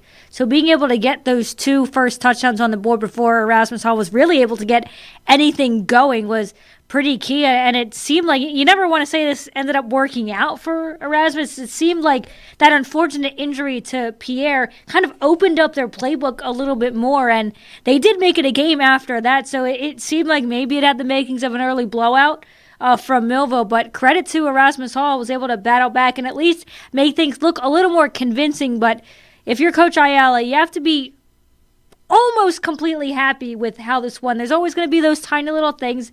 You want to clean up those penalties a little bit. You put yourself in a couple situations maybe you shouldn't have been in, but all around he has to be pretty happy with how each side of the ball played. Of course, Millville building up that 15-0 lead, and the very first touchdown pass of the game went to Jaden Days, who had a tremendous game on defense as well. A 42-yard touchdown pass play from Robbie O'Connor, which gave Robbie his 50th career touchdown, and he had 3 touchdowns on the day, so now 52 career passing touchdowns for Robbie O'Connor. That led to the 7-0 score. Millville got the second score of the game on a Reggie Holly run, a 15-yard run, and they looked to me like they faked the extra point because the holder just stood right up and rolled to his right and completed a pass in the end zone for a 2-point conversion that created the 15-0 lead. So maybe some trickery there as well by Millville. Well, Millville's been known to kind of pull plays like that out of their book, and just based on the fact that we saw O'Connor taking pretty much all the punts in those fourth down situations, Millville's got a lot of good athletes on both sides of the ball, and will kind of use those trick plays more often than not.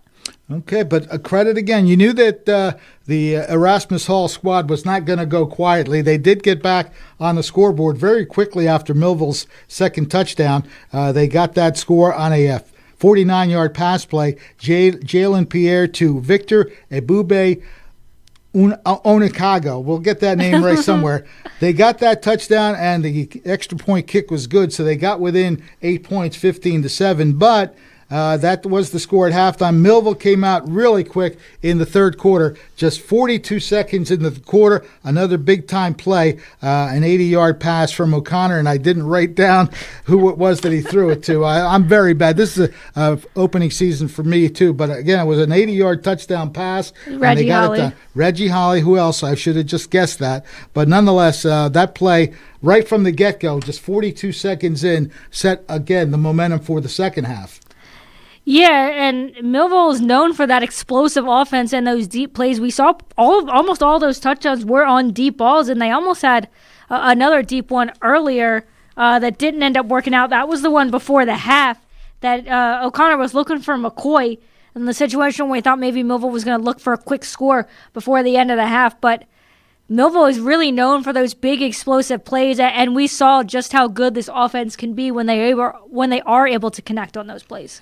But again, they didn't go away. Erasmus Hall came right back shortly after, 7 minutes later, with a big 29-yard touchdown run. It was Jordan Bishop, who was their key running back today, got that touchdown for the Erasmus Hall squad, and the extra point was good, and the Dutchmen climbed within 8 points again, 22-14, with 4 minutes left in the third quarter. So still very much a game with 4 minutes to go in the third quarter.